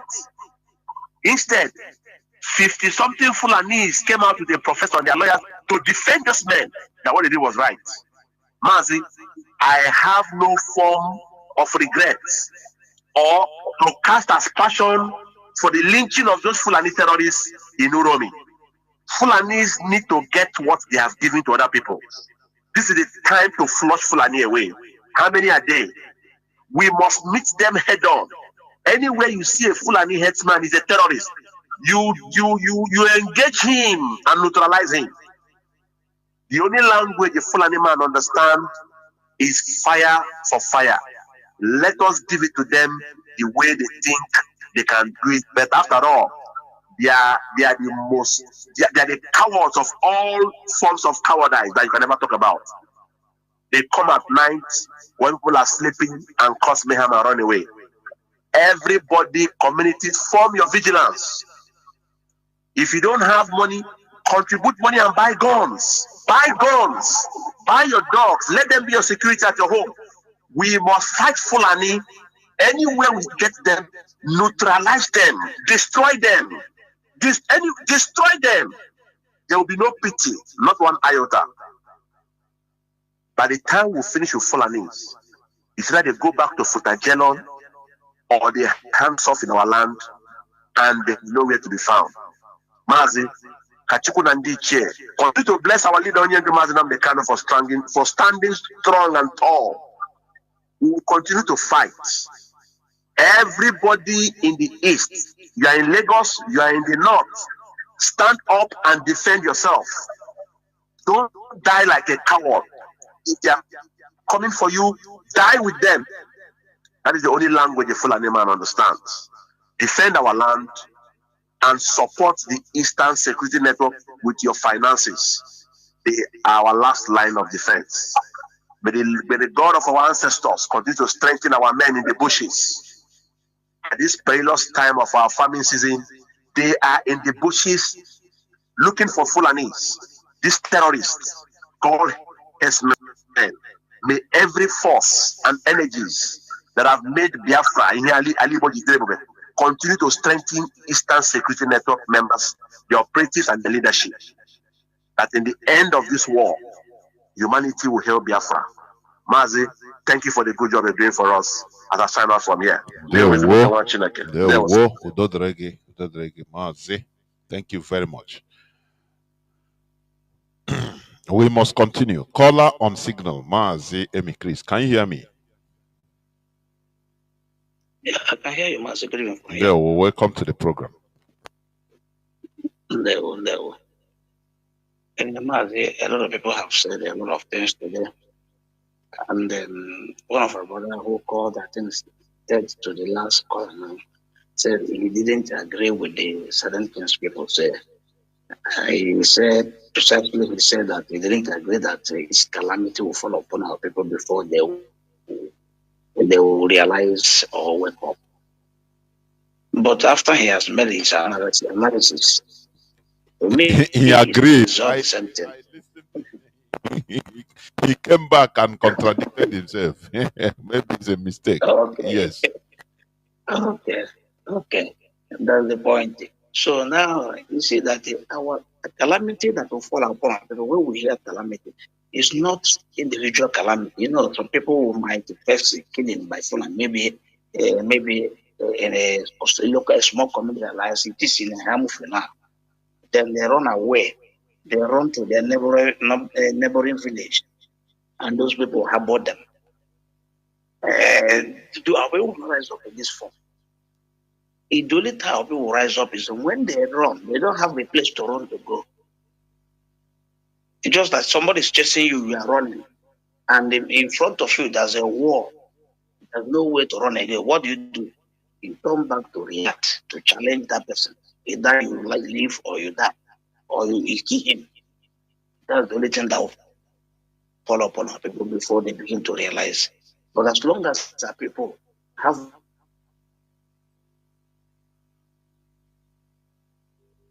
by muster,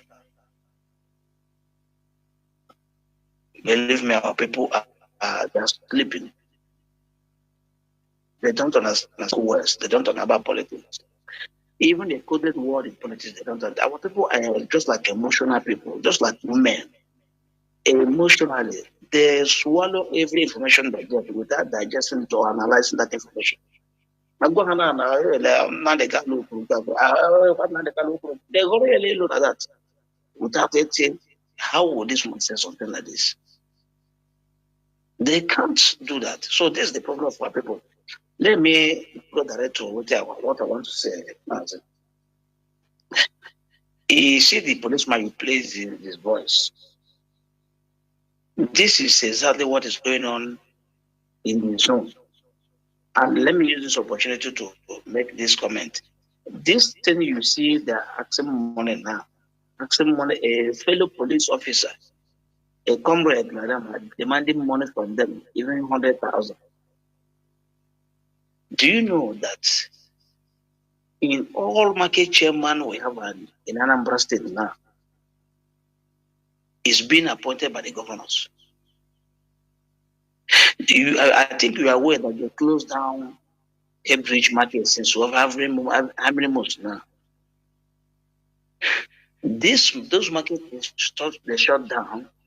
The chairman inside the market are demanding about 200,000 naira from each shop before they are allowed them to open the shop. 200,000 or 2 million? No, each shop at least 2 million, 200,000, I think. Okay. So now, this is the kind of people we will find out their name and make them popular, so that they will know that we have known their plan.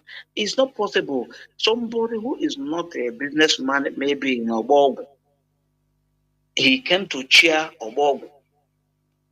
And this, if you are in Obogo, people, you have the place, listen to this advice. People should make sure, even not only in Obogo, or every market, every place you have a market, nobody will be chairman if that person have not tried for that place for not less than 10 years. Can never be chairman among you.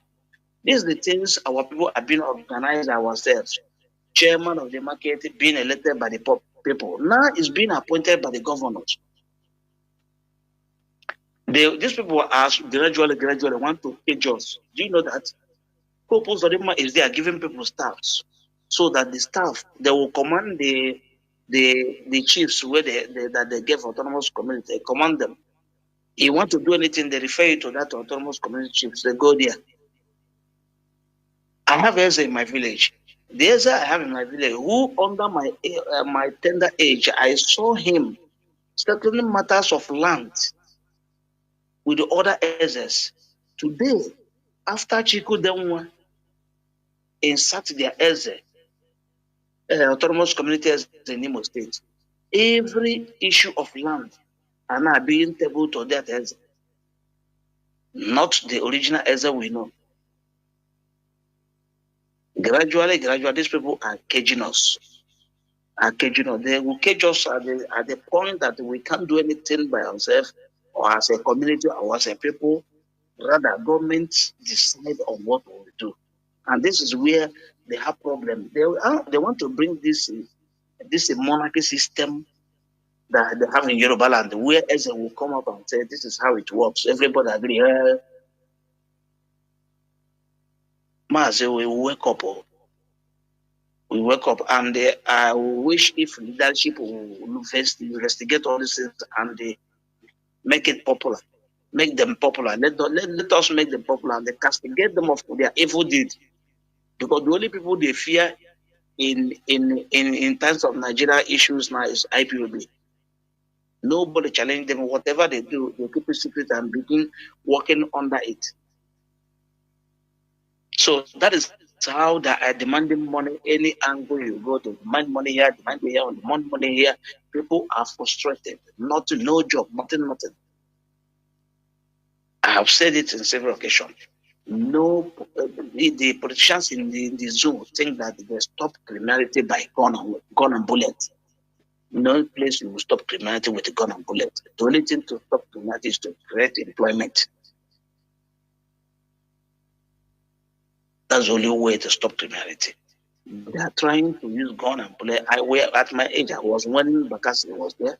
After Bakassi, after Bakassi, after this one, Operation Sweep, they keep people. Today, they are still stealing. People are still stealing. That means that you can't stop stealing with gun and bullet. You only stop stealing and criminality for creating employment, employ people who are busy and working, and make a sufficient money. The Nigerian government are not government. I wish Biafra will come today and tomorrow. Let us begin to put things in order. Because as you just said, rightly said here, those who are having meeting in New York don't even link with that. What you just said a few hours ago, I proposed it to one of our brothers who is the chairman of Ndibo, Olo, in Rome here. I said, please, can you one day contact those in USA, in Canada? At least you between chairman and chairman, you will have a Zoom meeting. Write a collective letter against them that what this man is doing, we in diaspora, we the Igbos in diaspora doesn't want it.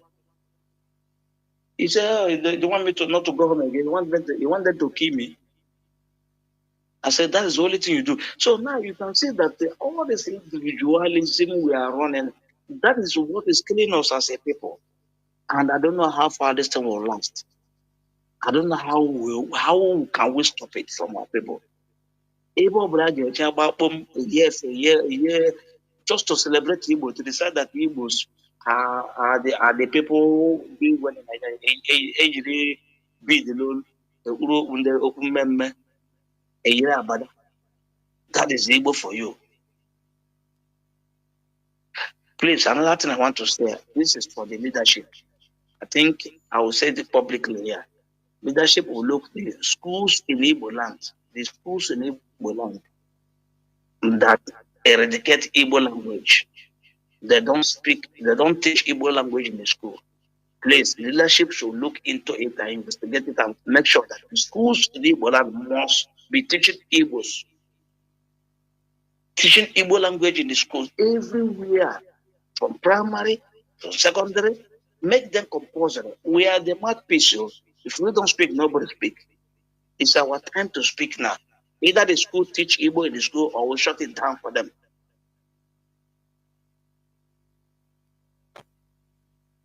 Mazi, thank you. Let me keep it here. Thank you. Yeah, Mazi, thank you very much. We must continue. Mazi, Mazi, are you still here? Unmute yourself, please. You'll be the last caller, please. I don't know what happened to your listen. Mazi Obasi. Mazi Obasi, can you unmute yourself? Mazi Obasi, please unmute yourself. I think you are not there. I don't know. Therefore, I think you are not there. I think this is where I'm going to stop. Biafrans and lovers of freedom, we have come a long way to stop. We have crossed the Rubicon. What is happening? We are seeing Nigeria unfold. And if our people continue this fear of anything, fear of death, oh, we love life, I'm telling you, we remain slaves forever. The bold move that IPOB has taken is the only way. The only way is the hard way. Support ESN. You shouldn't be an IPOB member before you can support ESN. No.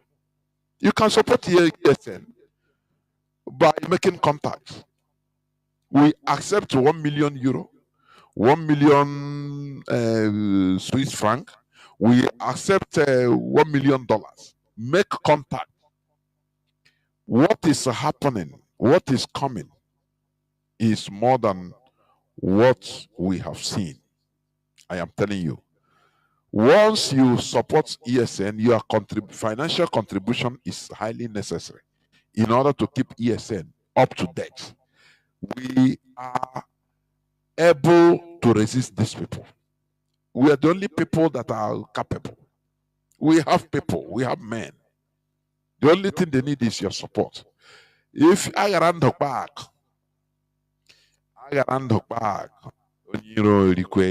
that is the thing. We continue looking for money, selfish, individual money, forgetting our collectivity, forgetting our defense. That is why today we are still on everything. We go begging, lamenting. Hey, they are killing us, so we lament. Because we thought that money can buy everything. It's impossible. The Fulani, they continue running, looking for power to control you with your money. That is how the world is. If you don't have political ideology or political awareness, what is political awareness?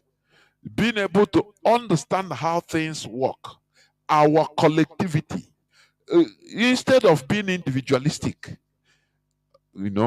we become collective. And how do we do that? By supporting what we are doing financially. That is it. Tọpụrụ nkịta akwụkwọ n'ezi hapụziere ọgụ ya na ndị mmụọ. Finish.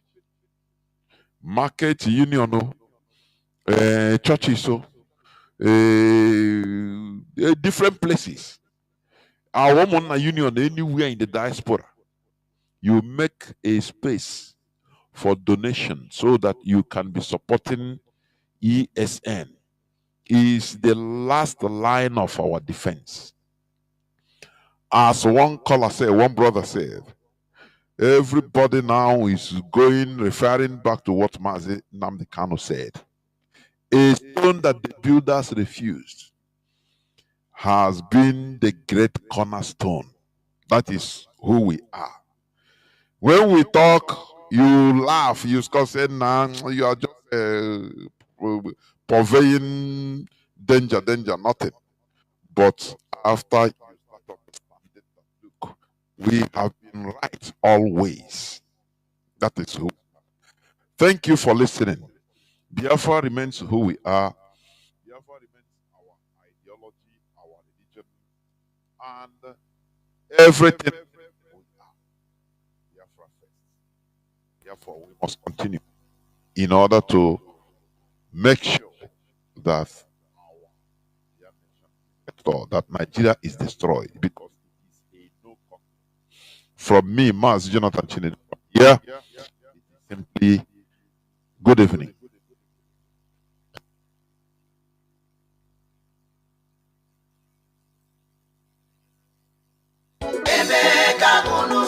Biafra.